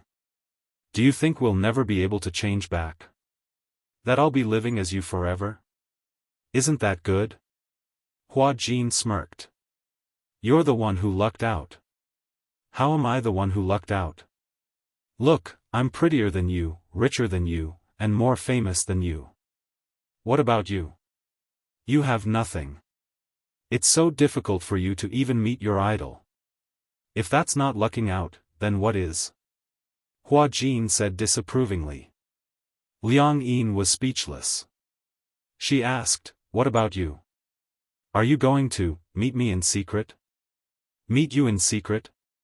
Hua Jin narrowed his eyes suspiciously. Liang Yin then realized that she had used the wrong words. She immediately corrected herself. If someone finds out, it'll be considered a scandal, right? Hua Jin touched his chin. He also felt that this matter was a little tricky. He couldn't possibly keep meeting Liang Yin in secret like this. He had to think of a legitimate way to do it. Hua Jin suddenly had an idea. Why don't I apply to be your assistant? Assistant? A newly hired assistant. She'll take care of your daily life and be in charge of your events. At the same time, she'll train your acting skills and teach you how to act. When Liang Yin heard this, she still hadn't come back to her senses. Acting was indeed a rather difficult task. Not to mention acting, even when facing the camera, she felt nervous and at a loss. The assistant outside the door rushed him again. Hua Jin, you can't take it anymore. It's too late. Are you done showering? Hua Jin gave Liang Yin a look and then hid in the wardrobe. Liang Yin stood up and walked to the wardrobe. After confirming that he had hidden well, she let the assistant in. The stylist was standing behind the assistant. Liang Yin said awkwardly, well, it's too late, it's too late. The assistant hurriedly called the stylist in and pushed Liang Yin to the sofa. She also moved the spotlight and makeup box in and started the huge makeup project. Actually, Hua Jin's foundation was very good, but there was still a difference between before and after makeup. While the stylist was putting on her makeup, Liang Yin anxiously watched her assistant pacing back and forth in the room. She laid out the quilt and rummaged through the cloakroom. She was a little nervous, worried that she would stumble upon Hua Jin's hidden cabinet. If she really found it, then it would be hard to explain. Seeing the assistant fumbling toward the cabinet where Hua Jin was hiding, Liang Yin suddenly shouted, "Hey!" When the assistant heard her voice, he turned around and pointed at himself. "Master Jin, are you calling me?" "Ugh. Ugh." Liang Yin nodded. She didn't know the name of the assistant. She waved at her and said, "Come here." The assistant walked over with the clothes in her arms. Liang Yin said, I want to hire another assistant. When the assistant heard this, her expression immediately became uneasy. Master Jin, did I do something wrong, so, you want to replace me? I want to hire another one. Liang Yin muttered, I only have one assistant. It's not enough. Master Jin, have you forgotten? You have 3 assistants. Liang Yin's expression turned awkward. She thought to herself, why didn't Hua Jin tell her about this? But, 3 assistants? That's too much. Even the emperor didn't have such a grandeur. Chapter 38:15. The assistant was dumbfounded. Oh my god. Was this really Hua Jin? This Hua Jin actually wanted to ask for her opinion? The assistant immediately smiled apologetically and said, Master Jin, you're the employer. You can just tell me directly if you want to hire a new assistant. However, if I did anything wrong, you must tell me. I'm going to correct it soon. Okay. Liang Yin nodded and obediently followed the makeup artist's instructions. She closed her eyes and allowed the makeup artist to do her makeup. She lamented in her heart, life as a celebrity is so comfortable. She had 3 meals a day, and she had an assistant to attend to her every need. Besides acting, she didn't have to do anything else herself. It felt so good. If only she was also a celebrity. However, wasn't she also a celebrity now? Although this body wasn't hers, she could still satisfy her cravings. Hua Jin hid in the wardrobe. The air was so stuffy that he almost couldn't breathe. After 1.5 hours, he heard the sound of the door closing. Liang Yin had obviously been taken away by the assistant. He then crawled out of the wardrobe and took out his cell phone. This cell phone belonged to Liang Yin. It had run out of battery, so he connected it to the charger first. Coincidentally, Liang Yin had forgotten to bring her cell phone when she left. He picked up his cell phone and dialed Qin Zhou's number. Half an hour later, Qin Zhou appeared. The moment he opened the door, Hua Jin grabbed his hand and dragged him in. He looked outside the door warily and then closed it. After Qin Zhou entered the room, he looked around and saw that there was only Hua Jin in the room. Hence, he turned around and sized up Hua Jin in disbelief. In front of him was a thin girl with a nervous expression. Who are you? Earlier on the phone, Hua Jin was worried that he couldn't explain it clearly over the phone, so he told Qin Zhou that something had happened to Hua Jin. After all, Hua Jin was Qin Zhou's artist. He was worried that something might have happened to Hua Jin, so he hurried over. However, when he saw that Hua Jin had turned into Liang Yin, he was confused. Qin Zhou, it's me. Hua Jin said nervously, I'm Hua Jin. The air was dead silent for a long time. Qin Zhou sneered coldly, who the hell are you? I'm warning you, no matter who you are, don't try to act mysterious in front of me. I'll ask you one more time. What exactly happened to Hua Jin? Tell me clearly. It's true. Hua Jin grabbed his hand anxiously. I'm really Hua Jin. Now, calm down. I'll tell you everything from the beginning to the end. Qin Zhou interrupted her, I'm very calm. You, on the other hand, don't seem to be thinking clearly. Hua Jin sighed helplessly. I know that what happened to me is indeed difficult to understand using normal thinking. If it hadn't happened to me, I wouldn't have believed it. Qin Zhou narrowed his eyes. Luckily, Qin Zhou had some patience. Perhaps he wanted to see what this girl's motive was, so he really wanted to hear what kind of fallacy she was going to make. Hua Jin then patiently recounted what had happened the day before. Until the end of the story, Qin Zhou's face was expressionless. He even wanted to laugh a little. When Hua Jin saw his expression, she knew that Qin Zhou still didn't believe what she had said. Chapter 38:16. Until he finished speaking, there was no change in Qin Zhou's expression. He even wanted to laugh a little. When Hua Jin saw his expression, he knew that Qin Zhou still did not believe him. He looked like he wanted to cry but had no tears. He said weakly, I really. If you don't believe me, you can test me. Anyway, I have plenty of ways to prove that I'm Hua Jin.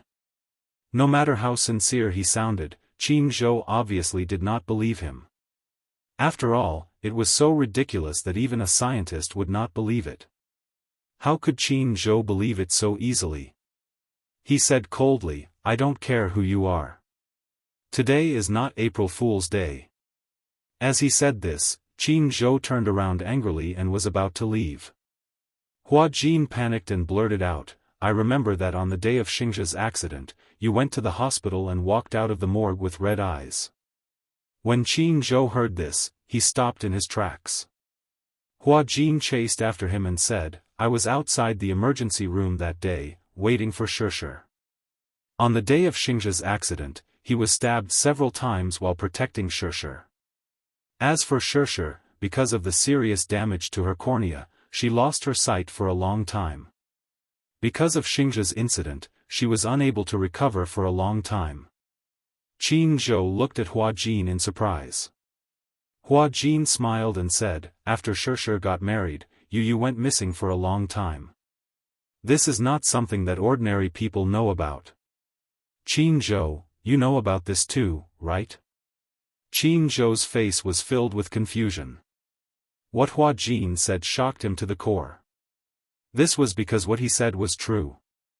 These things were rarely known, especially the specific cause of Xianxia's death. It had always been a secret and not many people knew about it. When Yun Shishir was unable to recover from the setback, not many people knew about it. As for Yu Yu's matter, even fewer people knew about it. Unless, of course, Hua Jin had told everyone about this. However, the key was that with Hua Jin's character, he would never reveal these secrets. When Hua Jin saw that Qin Zhou's expression had softened, he was so nervous that he started to ramble incoherently. I know that it's hard for you to believe what I've said. If it were me, I wouldn't believe it either. But, Qin Zhou, it really happened. You also know that you can't tell anyone about this. Even if you tell anyone, they won't believe such a ridiculous thing. Only you. If you don't believe me, I'm really desperate. For the time being, he did not know how to confess to Shishir. She told Qin Zhou because she knew that Qin Zhou was a reliable person. Although he wasn't serious normally, he was very reliable at critical moments. Secondly, Qin Zhou was her manager. If he knew about this, he could stay by Liang Yin's side openly. Qin Zhou pondered for a moment and suddenly said meaningfully, unless you answer me one thing. Yes. The real Hua Jin can't do that. Qin Zhou's deep gaze fell on him. Hua Jin immediately exclaimed, what's wrong with me? You. This Qin Zhou was simply, ha ha ha. Qin Zhou couldn't help but laugh. He winked mischievously and said, I'm trying to get something out of you. Hua Jin, this guy was actually trying to get something out of him. He gritted his teeth in anger. Qin Zhou. All right. I won't make fun of you anymore. Chapter 38:17. Hua Jin sat back on the bed gloomily. He said dejectedly, why do I have to encounter such a situation? Will I never be able to change back? Qin Zhou glanced at him and said faintly, isn't it good to be a woman? I think you're not bad now. It's so easy to be a woman. It's just that you've changed from a top to a bottom in a certain aspect. Hua Jin's face turned green when he heard that. You're still joking with me at a time like this? I'm serious. Qin Zhou looked serious. What's wrong with being a woman? Hua Jin held his forehead in despair. Qin Zhou continued to fan the flames. I can introduce you to a boyfriend. Get lost. I'm serious. Think about it. Qin Zhou. Hua Jin said angrily, I'm really frustrated now. If you continue to joke, I'll really get angry. Qin Zhou's eyes widened in shock. Yo, your temper is quite bad after becoming a woman. Yeah, you've adapted well to the role. Qin Zhou took out a pack of cigarettes from his pocket. Hua Jin wanted one too, but Qin Zhou said coldly, girls shouldn't smoke. Hua Jin was speechless. Qin Zhou lit a cigarette and took a few puffs silently. He finally calmed down and started to adapt to Hua Jin's role. He asked, how does it feel to become a woman? Not good. I feel like I'm missing something. Why don't you say that you're missing something? Hua Jin glared at him hatefully. Qin Zhou whistled and pretended not to see the resentment in his eyes. You said that you've exchanged souls with a woman. Does this body belong to that girl now? Yeah. Let me see. Qin Zhou pinched his chin and looked at him seriously. Then, he gave a pertinent comment, he's so long that he can't stop. She doesn't look as beautiful as me. It's just that she doesn't need makeup. With makeup, she's still a beauty. Qin Zhou had a sharp eye for people. Hua Jin sullenly turned his face away, feeling awkward. Then, what about the girl? Hua Jin suddenly thought of something and stood up nervously. Send me to the event venue now. Huh? I'm afraid she doesn't know how to deal with that kind of situation. Qin Zhou frowned and nodded. Hua Jin followed Qin Zhou into the car and drove all the way to the event venue. The venue was already crowded with people. Hua Jin's current fame was like the sun in the sky. His position in the entertainment industry was hard to defend. As the most popular young actor, he had the most traffic. Hua Jin's commercial value was very high. The so-called commercial value was the cohesion of the fans. The cosmetics that he endorsed, during his endorsement period, increased from 1.5% of the market share to a terrifying 18%. What a terrifying fan effect. No matter what product Hua Jin endorsed, it would almost guarantee the reputation and sales. Therefore, many of Hua Jin's loyal fans had already gathered at the event venue. Thanks to this, it was Hua Jin's first time attending his own event as a member of the public. On stage, the MC was still hyping up the crowd. Liang Yin had yet to appear, but there were already quite a number of fans below the stage screaming Hua Jin's name hysterically. The entire venue was in full swing, and the atmosphere was terrifying. Chapter 38:18. Qin Zhou smiled. Why? Are you shocked by your own fans? Hua Jin nodded and gulped. I didn't feel it when I was on stage, but now I feel that, these fans are crazy. Before he could finish his sentence, the fans behind him kept squeezing forward. Accompanied by the earth-shattering cheers, Hua Jin saw Liang Yin come on stage. Liang Yin held the microphone nervously. When she came on stage, she felt countless strong spotlights fall on her. It was dazzling. Her vision blurred and she couldn't see clearly for a while. The MC gave a brief opening speech and looked at her. Before Liang Yin went on stage, the host had already discussed the script with her. But, even though they had discussed the script, it was her first time appearing under the spotlight as a celebrity. So, she wasn't used to it. As a result, she stood rooted to the ground in shock. Hua Jin saw her standing there in a daze and held his forehead. Why was she so scared that she didn't say a word? Could it be that she had stage fright? Qin Zhou narrowed his eyes and looked at her. On stage, the MC saw Liang Yin holding the microphone nervously with a dazed expression and was a little puzzled by her unexpected performance. Hua Jin, say hello to the fans below the stage. Liang Yin came back to her senses and raised her hand stiffly. She smiled at the audience. Hello everyone, I'm Hua Jin. As soon as she said that, the fans below the stage screamed crazily. Ah! Ah! Hua Jin! Hua Jin, I love you! Hubby! Someone shouted loudly, causing the audience below the stage to burst into laughter and call him husband. The scene was too big. As a result, in the decently sized hall, Liang Yin could only feel a buzzing in her head. So this was the experience of being a celebrity? It didn't feel good.